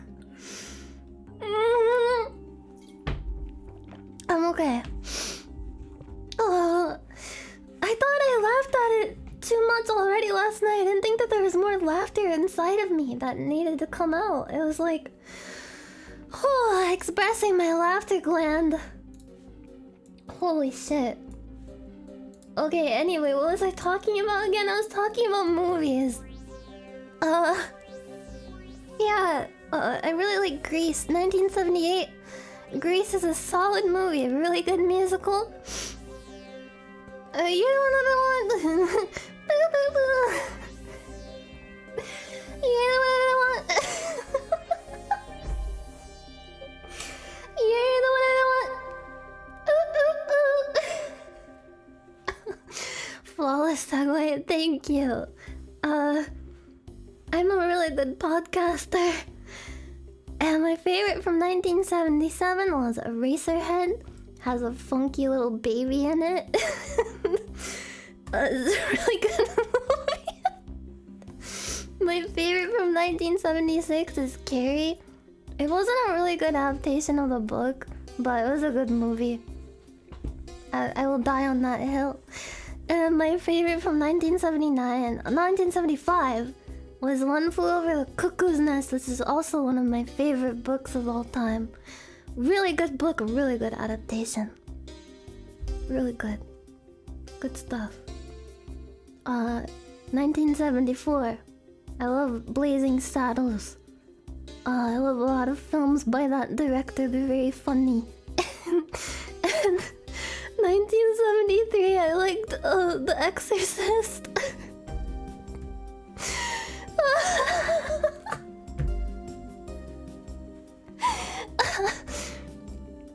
And 1972, Pink Flamingos. It's a very strange movie. It's very disgusting, but it's I enjoyed it for what it was.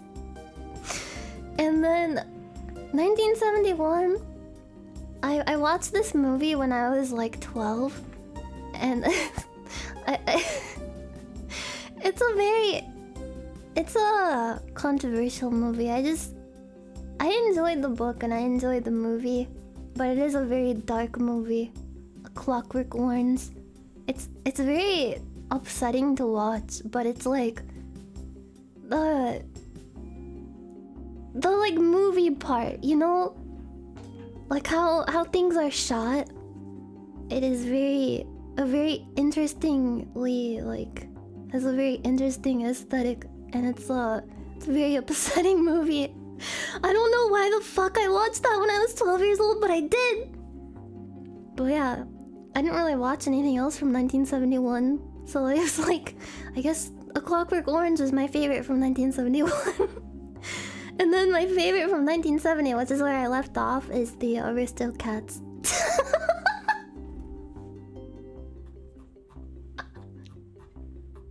The Aristocats! With Thomas O'Malley and like the funny gooses, yeah. Cute movie. Yeah, everybody wants to be a cat. Maybe that movie is what made me want to be a cat. I've pinpointed the point in time when I became a furry. But yeah, I gotta get back to work on this list in my off time. I'm gonna start watching a movie from every year, from 1969 till when movies were made. When movies were invented. Maybe it's a really stupid waste of time thing to do, but it makes my brain happy. I like movies. I know it's an unpopular opinion, but man, sitting down and watching a good movie. Oh, I I'm a movie watcher. Oh, I'm gonna watch a movie. Planet of the Apes original? Oh yeah! That was a fun movie. Also, 2001 A Space Odyssey. Sorry, I made my head flop around again. I laughed too hard and now my chest hurts from laughing. Oh, these old bones. They're not the same as they used to be. I gotta like fan myself here. Can I make cinnamon sense? Cinema sense. Oh my god. I'll do a funny commentary track where I hit a bell and say stuff like, ding! Actually, this could not happen because, it's so unrealistic for someone to be doing something like this in a movie. What the fuck is going on? Also, this girl isn't giving me a lap dance. Ugh. And I'll belch really loudly. Wait, that's literally just Rick and Morty humor. Fuck. I'm gonna turn on my air conditioner. Wait. I don't remember if my other air conditioner is on. Here, I'm just gonna suffer in the heat. Because I don't feel like going to check. Ding ding ding ding ding! Man, Cinema Sins is really something else. I'm really... What the fuck? Do you guys ever wear shirts that like... They get like fuzz balls on you, like on your skin? I thought I had like some kind of skin rash or something, but it was just like little fuzzy balls from my shirt that rubbed off. It's weird because I thought that only happened with shirts that you're wearing for the first couple times because you gotta break them in and wash them a few times. But I've washed this shirt like countless times. I just washed this shirt like yesterday. What the fuck? It's degrading. My skin is like acidic and it's like breaking it down. I'm a acidic little slime monster. Speaking of which, I've accepted that I want to embrace my eldritch side. And someone by the name of Wabin did a fan art that really spoke to me. And I retweeted it on Twitter. Here, let me find it. I'm gonna find it. Did I even download this? I did! Bam! Look at this. Oh! Whoa! Whoa! It's by Wabin, and it's my true form. I love the eyeballs and the tail and the tentacles and the chains and it kind of... This outfit reminds me of the Maiden in Black from Demon's Souls, which I really love. Not because the design is barefoot or anything, but because it's a really cool... I like the raggedy, jagged edges of the dress and the layered different types of fabric and the little like wrapped bandage style stuff. And the boob window reminds me of 2B. And then there's an evil girl. And the eyes with the indistinct goopy black liquid dripping out of them. I think that's a really nice touch. I'm going to evolve, I've decided. I'm going to embrace my true form and evolve. I don't know when it'll happen, but maybe sometime in 2022. But I'm excited. I thought about how the channel points can be like your... we all came up with different pun names for them over the weekend, but the one that won I think is forbidden knowledge. You're earning forbidden knowledge. And you've earned enough forbidden mad Nyanners knowledge to reveal my true form. And I'm really excited. I gotta say, I was really inspired by Vey talking about wanting to explore different designs and stuff and embrace aesthetics that she really likes. And I was like, you know what? You are so brave and sexy and I love you. And it made me think about a lot of things. I was thinking about like how much I love like gothic aesthetic and like spooky stuff. Like really spooky stuff. And how I wanna reflect that more and embrace my inner spookiness and tentacles and strange slime. Lots of slime. But I don't wanna do anything too drastic, cause obviously I'm the pink cat and I will always be a pink cat. I just mean more like an outfit design. But yeah. I'm really happy to be surrounded by so many brave women that inspire me every day. Cause I thought for a while that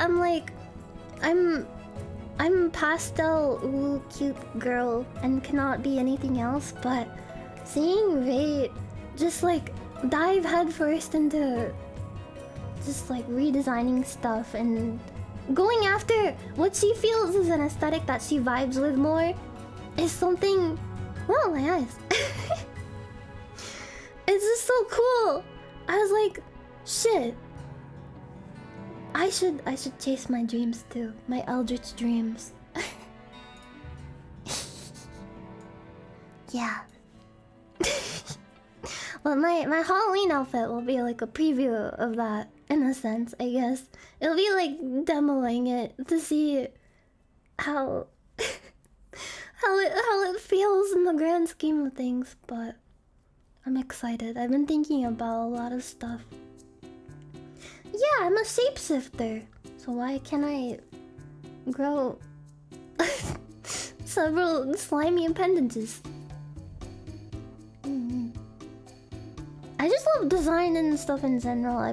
I've been having a ball thinking about D&D character ideas and stuff and seeing all the other girls' ideas.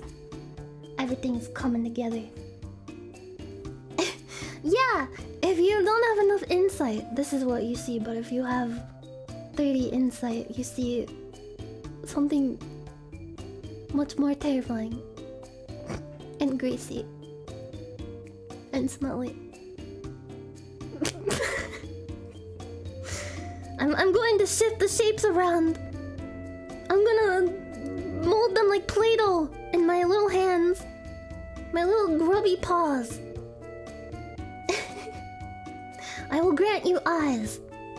Oh, and we were all coming up with different...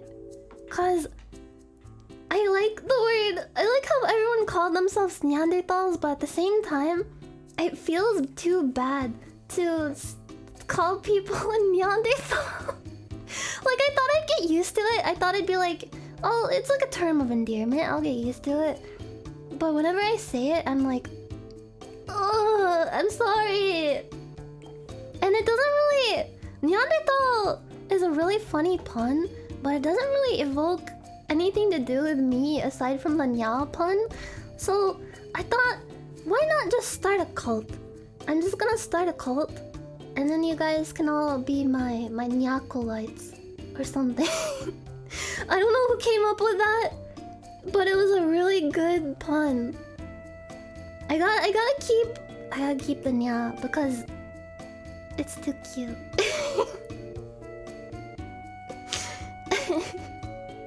The Nyakolites! Yeah! You're all in like little dark robes. People are coming up with so many cool ideas and stuff. I love how creative everyone is. I wish I had even an ounce of that creativity in the bone of my body. Give me your bones so I can take your creativity. Oh, shoe puff! I love shoe puffs. So, my schedule is pretty packed for this week as it happens. I'm doing like tomorrow I'm doing a special, sort of special stream. It's gonna be a normal stream, but I call it special because I like planned something for it. Anytime I plan more than, I don't know, 10 minutes worth for a stream, I call it a special stream. Cause why not? I'm gonna investigate cryptids tomorrow. I gathered a lot of video evidence of cryptids and aliens and all kinds of creepy spooky things. And we're going to watch them. It's like specially curated videos. Because I got really frustrated watching the like top 5 videos because a lot of them are padded with stuff that just wasn't scary at all. I want a bunch of actually scary, funny, not funny, freaky, unexplained phenomena. I'm so frustrated with myself lately. I thought taking a break would help my speech, but maybe I'm just like talking too fast or something. I need to slow it down and just talk like this from now on, so I don't say the wrong word and sound like I'm having a stroke. I sound like the like backwards talk from Twin Peaks. VOD watchers put this on 2 times speed. Oh yeah! Over my break I practiced rapping the really fast part of Rap God, and I did a seminar for everyone on how to rap God. We did breathing exercises together and we learned how to rap God.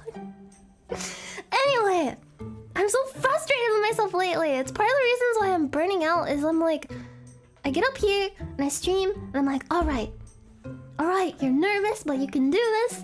And I start talking and everything's going swimmingly, smoothly. And I suddenly just like, I stutter for one, which like normally I have under control. But lately, because my brain has been so frazzled, it just happens. And I get really embarrassed and nervous when it does. And then, secondly, I replace entire words with like entirely different words. Like I'll say, like before, I said I was looking for something freaky, but I said funny instead. When that was the complete opposite of the meaning of what I was meaning to say.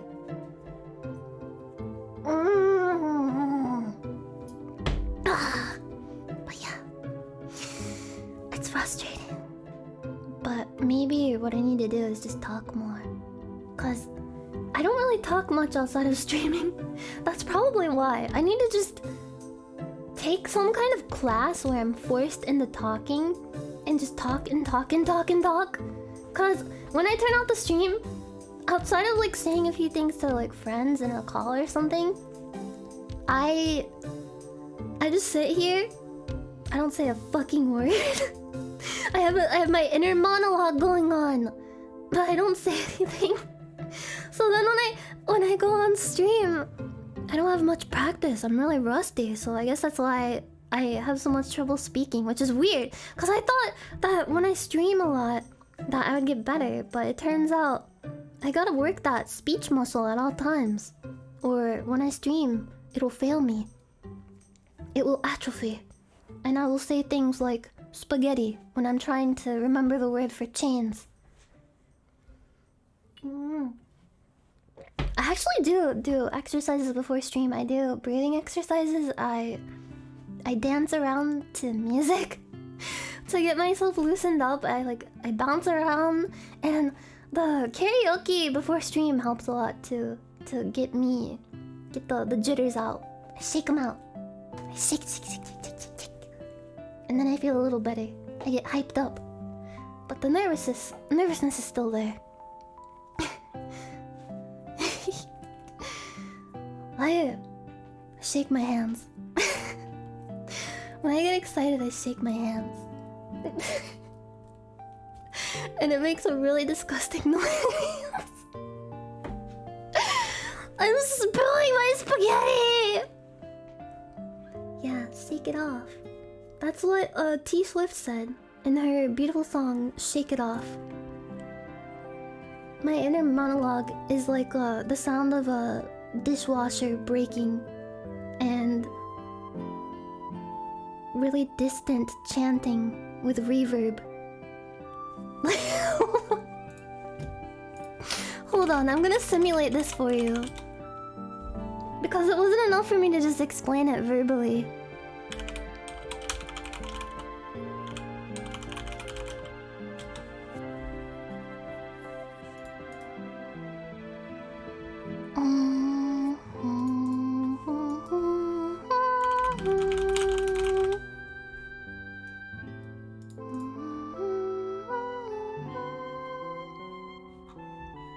Okay, hold on.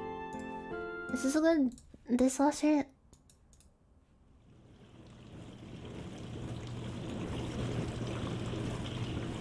Okay, and then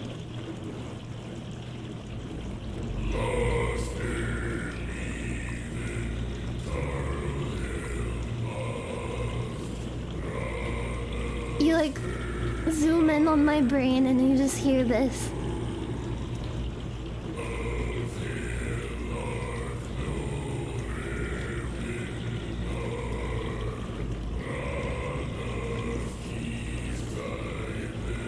And then maybe like a washing machine noises.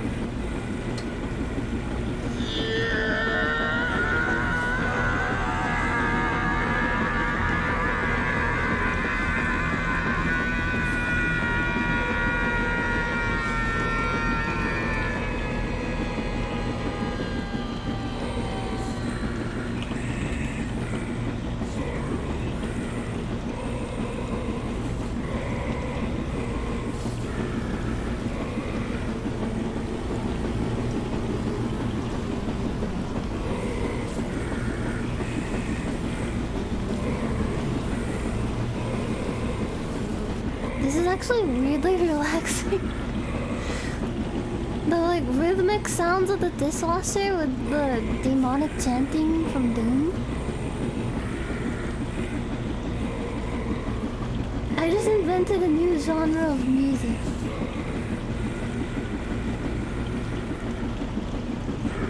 Wait, like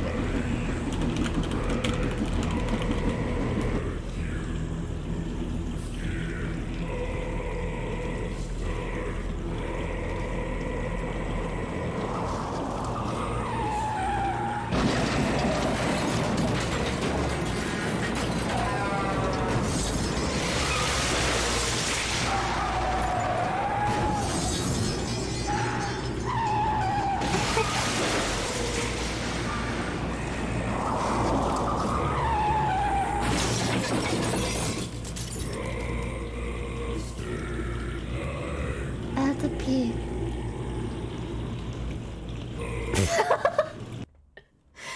I kind of... Can we keep the dishwasher sounds on? Hold on. Come back. Come back to me. Dishwasher, I need you. Oh.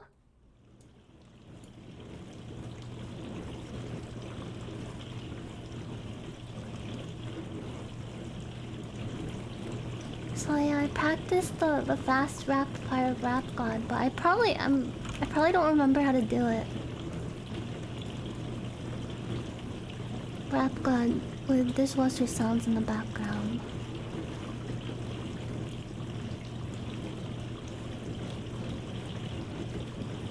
You know what? Bring back the demonic chanting too.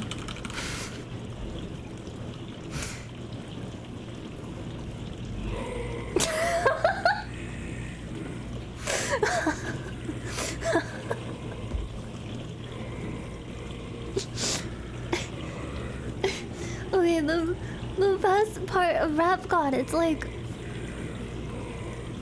Where is it? This song is so long. Why are there so many words in Rap God?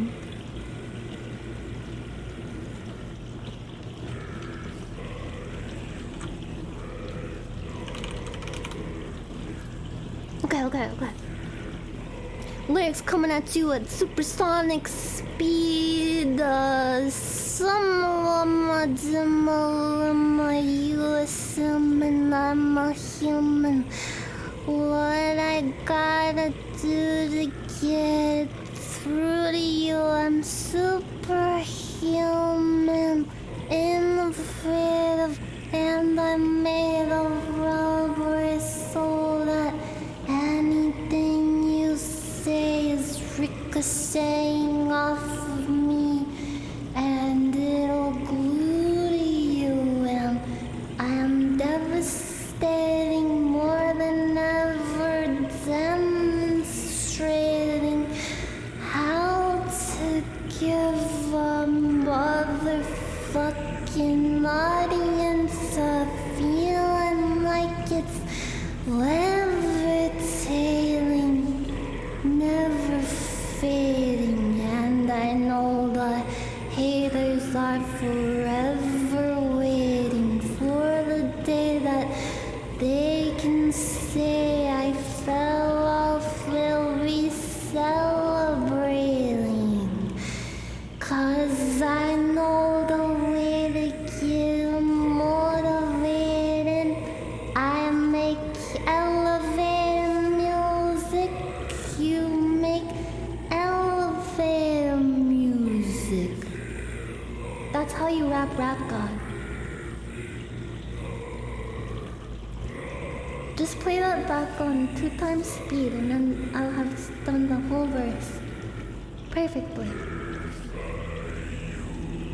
Oh no, I summoned Eminem! M&M's? Hello? What?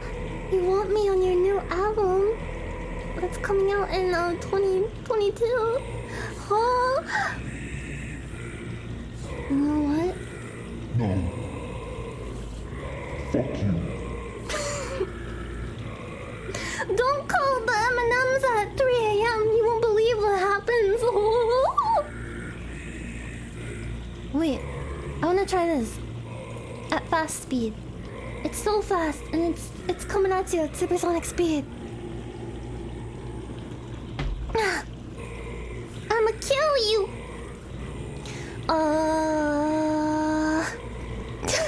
Wait, I gotta get in proper posture for this. I gotta sit my back straight, chest puffed out for adequate breathing maneuvers. Nyanners.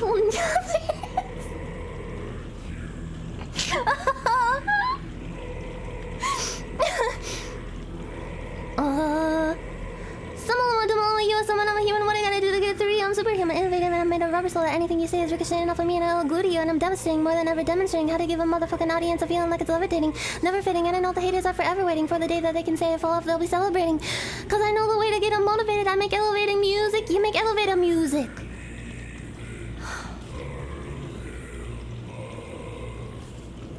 Fuck you. I did it. I didn't stutter. Maybe the way to not stutter is to just practice singing Rap God over and over. Ah! I feel like my charisma meter went up by at least 1. Yeah, it's the demonic chanting! That's the key! I didn't listen to this before when I was doing it. The demonic chanting is what's giving me power. Oh. It was the dishwasher. Okay, here's what you gotta do. You gotta sit alone in a dark room and have sleep sounds dishwasher white noise 10 hours in the left earbud. Then in the right earbud, you have demonic chanting from the Doom Eternal soundtrack. You just sit there, close your eyes, and meditate on that for a moment. And then you will begin to feel like a rap god. I know you can. Do you feel like a rap god right now? If you don't right now, you will. You will feel like a rap god. You will wake up, you will look at yourself in the mirror and you will say, I feel like a rap god! I feel like a rap god! Ah! Thank you. You feel something? You know what would be funny if it was called rap god? You know, like farting? That's one of the only fart jokes I'm gonna make for this day. So just check that off. I'm beginning to feel like a rap god, rap god. All my farters to the front and back. This is already too distasteful even for me. Oh yeah! The WAP song! Me and Mousy are gonna collab on that. She's gonna send me her verse and then I think I'm gonna write another verse for it and then do that part. I loved her version of that. I'm excited! Anytime I get to collab with Mousy on anything is a good time.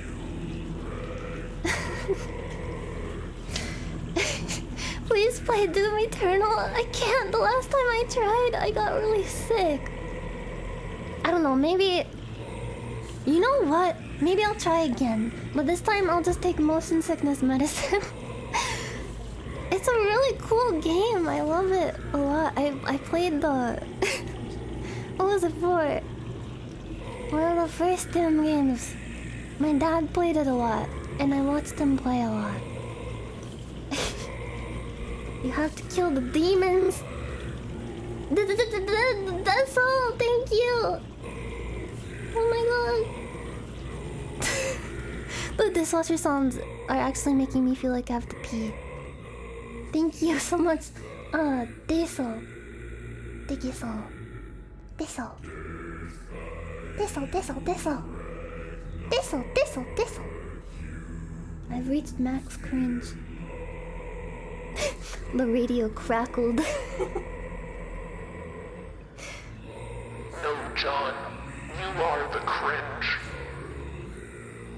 And then John was a zombie. Was a zombie. What are you doing? Has anyone seen that Vine? Is it a Vine or a TikTok? I don't remember. They're the same website. They're the same thing. With the cat in the bathroom. And someone's like in a bathtub talking to the cat. And then the voice is like distorted, so it sounds... That sounds like Goofy. What are you doing? I'm taking my bubbles back. It worked? You tried the demonic chanting and dishwasher noises technique? Did it really work? Are you a rap god now? And you can be a rap god, and you can be a rap god, and you! Yes, you! Yeah, I'm talking to you! You can be a rap god too! We're all rap gods today! Like Snuffy's tweet with the fucking Pokemon! Is that true? Like, is that true Pokemon lore? That, like, Vaporeons? Is that how you pronounce it? I don't know anything about Pokemon. That they can mate with humans? Is that true? No? No? Professor Oak tells you in the third game?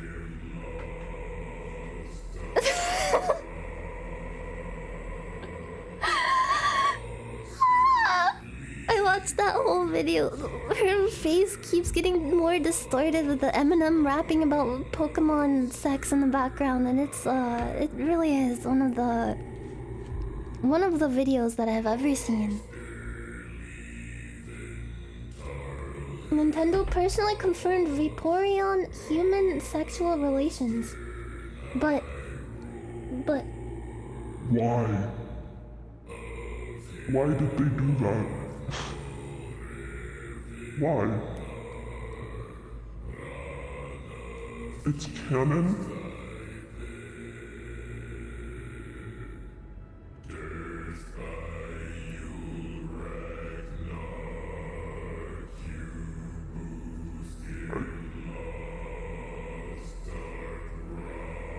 think I gotta go return some videotapes.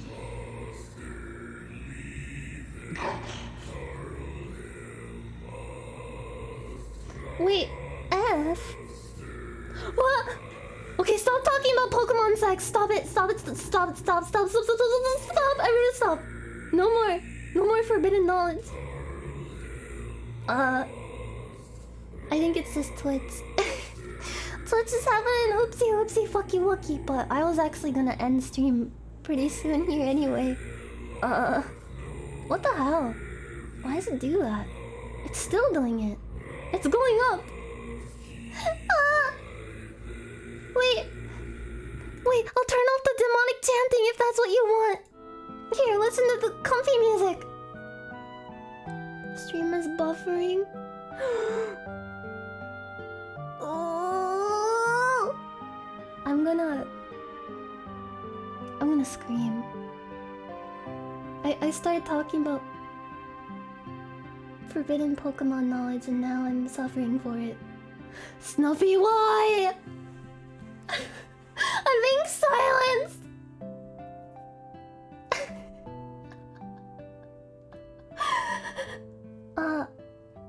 I don't know. I think the stream is buffering for most people right now. I don't know how many people can hear me, but thank you for watching. Thank you for watching. Am I dead? I'm scared. I think Twitch is experiencing some difficulties right now because my internet connection is fine, as far as I know. I'm not gonna talk about the thing that I was talking about before. Twitch, it's good now? I'm scared. I'm scared that I'm gonna be trapped in the void again, you guys. I'm so glad that you're all here. Oh. I thought I was going to be lost forever to the abyss. There was nothingness around me. I couldn't even feel like anything. I was just floating and endlessly, aimlessly. No end in sight. You're all back. Thank you for waiting for me. I don't know what's going on. This happens all the time. And I thought it was my internet at first, but it's just like sometimes Twitch servers just get a little funky. But I'm scared that it's gonna happen again, and I'm sorry if you guys wanted me to stream longer today. I was just trying to be careful about not getting too burned out and being responsible about my stream hours. But I had a really good time. I'm scared that it's gonna break again. I'm sorry that I just kind of rambled for 3 hours, but I hope that it was enjoyable.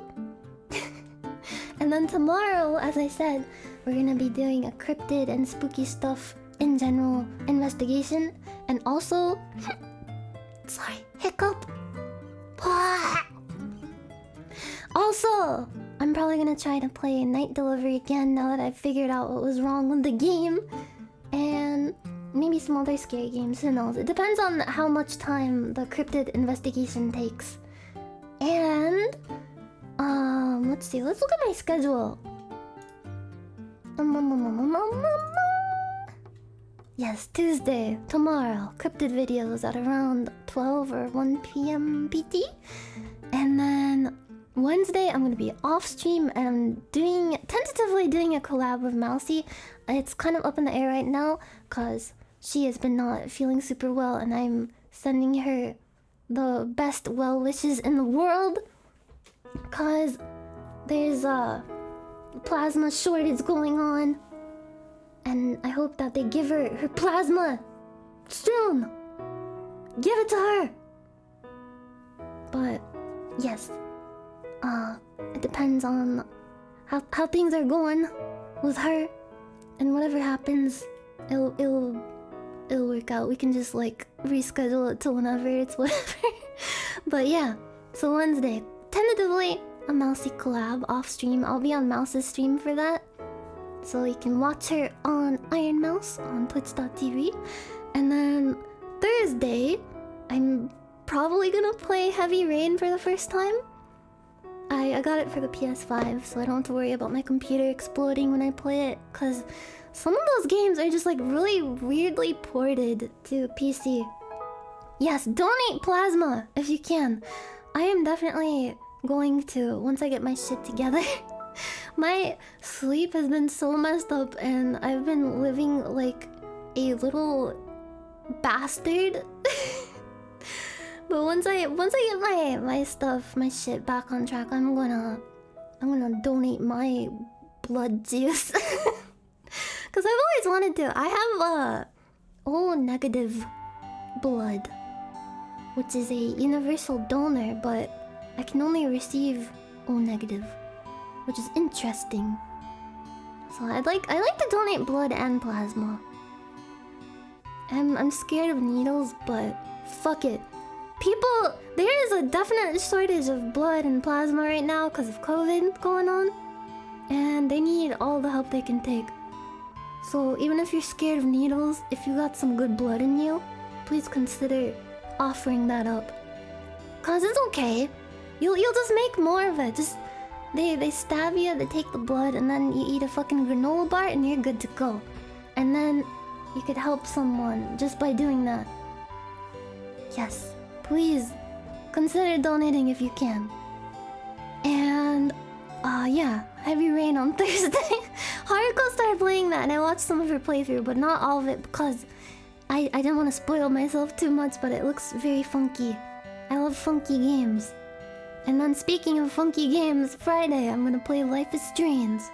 I'm really excited to see what happens in that game because it looks wild. Yeah. Got a bunch of games and spooky stuff lined up. Next week, I'm really tempted to do that Final Fantasy X marathon that I was talking about doing, where 2 streams minimum. I want to stream for like 8 hours each and just power through the whole game and finally finish it on stream. Wow! Thank you, Kotetsu Kaiju D! Thank you so much. Thank you. Thank you, Ghost of Alex. Thank you, Deso again. Thank you so much. Thank you, Autumn Atomic. Thank you, Azanine. Thank you, J2AD. Thank you. Thank you, Canary the Burb. Thank you, J2AD again.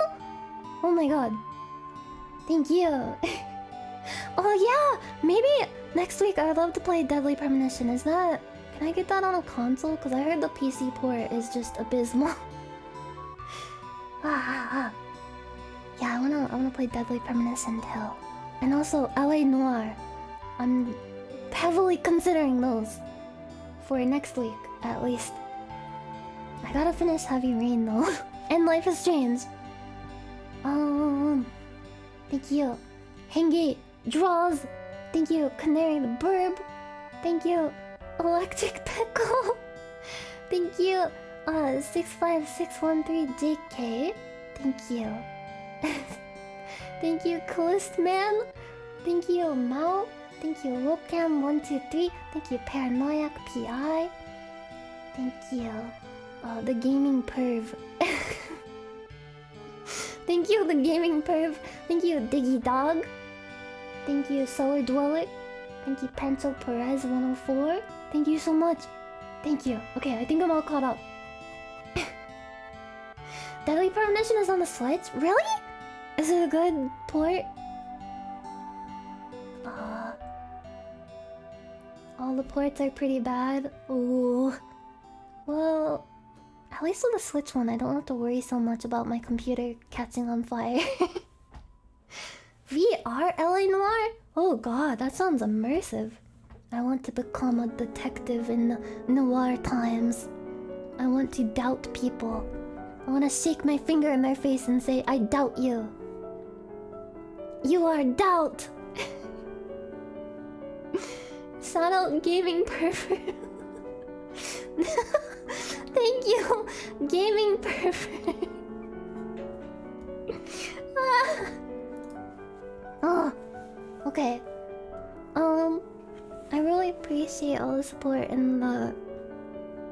Nerds, welcome back.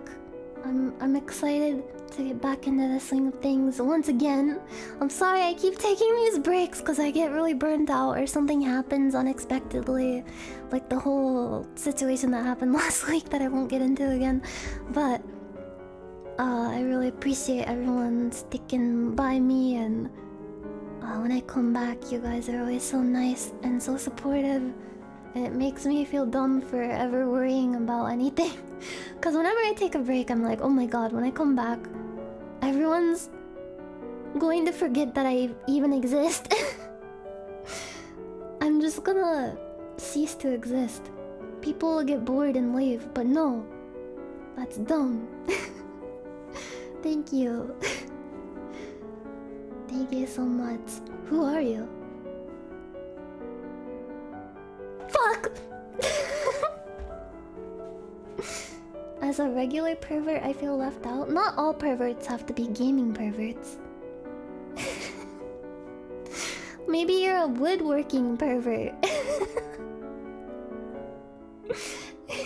Maybe you're a painting pervert. Oh, thank you. Thank you so much for the love and support.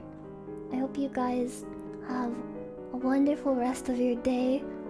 And I'm sorry about being absent for so long. I hope that I can get my brain into a better gear and once and for all defeat my burnout and come back stronger than ever. So yes, I will see you tomorrow at around 1 p.m.-ish Pacific time. Times are always subject to change because I wish I was a syndicated TV show that was on a set super on the nose schedule and all, but I can't do that because stuff happens.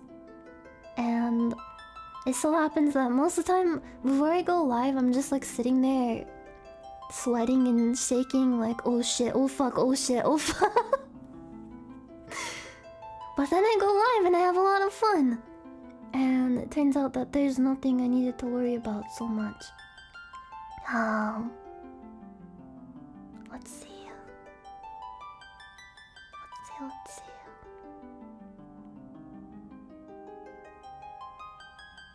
Oh! I guess I should raid the person that we're thinking about doing D&D with. I don't know. I always get scared about raiding people that I don't know because I'm worried about bothering them, I guess. Not to say that you guys would bother them. I just mean more that they'd be like, ew, who is this Nyanners person? Thank you for watching my stream. Thank you for welcoming me back. It's good to be back. I really did miss streaming to all of you. And I had so many things that I wanted to talk about that I couldn't talk about because I couldn't stream because I was feeling too depressed. But now you're stuck with me again. Now I can talk a bunch of shit. Oh, Pasta Rat is streaming. Wait, who's drawing silver? Wait, I always get worried about rating people who are doing like commission drawings because I worry that I'm gonna ruin a surprise or something. I have been unleashed. And there's no stopping me now. I am going to embed myself into your brain. Like toxoplasmosis. If they're streaming, it's not a surprise. Sometimes they do it just because they think like, oh, there's too little of a chance of people stumbling upon this or something. Nyakolite raid. Honey goblin? Okay, what's the honey goblin? Honey goblin. They're drawing silver? Wait. Wait. Oh, that's a really good silver drawing. You know what? I like goblins. Let's raid.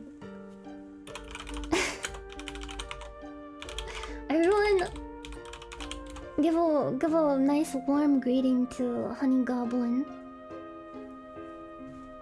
And tell them that their art is very poggers. I know you guys will be on your best behavior because whenever I do a raid, especially to like a new person that I haven't raided before, you guys always... You're so nice! They always like message me afterwards, they're like, oh my god, your community was so nice! You guys are so nice and so cute! Okay, here we go. Oh, I almost mistyped raid. Okay, we're gonna raid Honey Goblin. Go forth, my Nyakolites. My little cloaked kitties. That sounds sexual. Alright, here we go. Read Shadow Legends.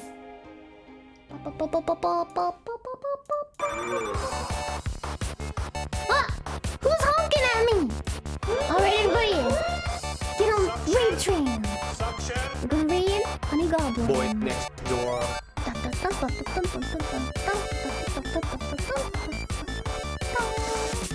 Thank you!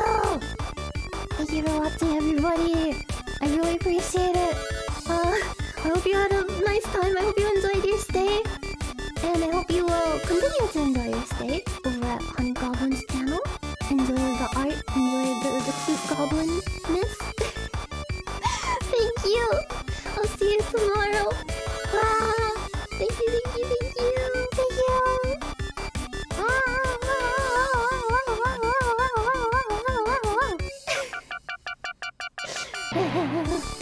Okay, everyone, take care of yourselves. Have a very nice and very cute night. Eat something delicious. And have a very peaceful rest. I hope that I will do the same. I will try to practice what I speech? Practice what I... Pete! I will try to practice what I speech! Pete! Boy next door. Thank you for watching. Thank you so much, everybody. I don't deserve all this really nice stuff. Thank you so much. Bye-bye. Boy next door. Esvidaniu.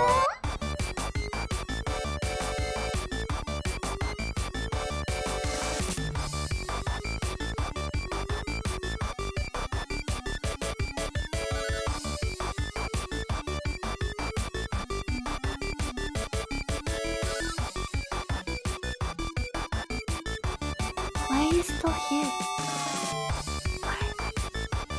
Alright, okay, since you loyally stayed behind, I'll tell you the secret of everything. So, just come a little closer. Closer. Come closer. Yes, like that. Alright. It's time. Are you ready to know? The secret is penis butter. Boy next door.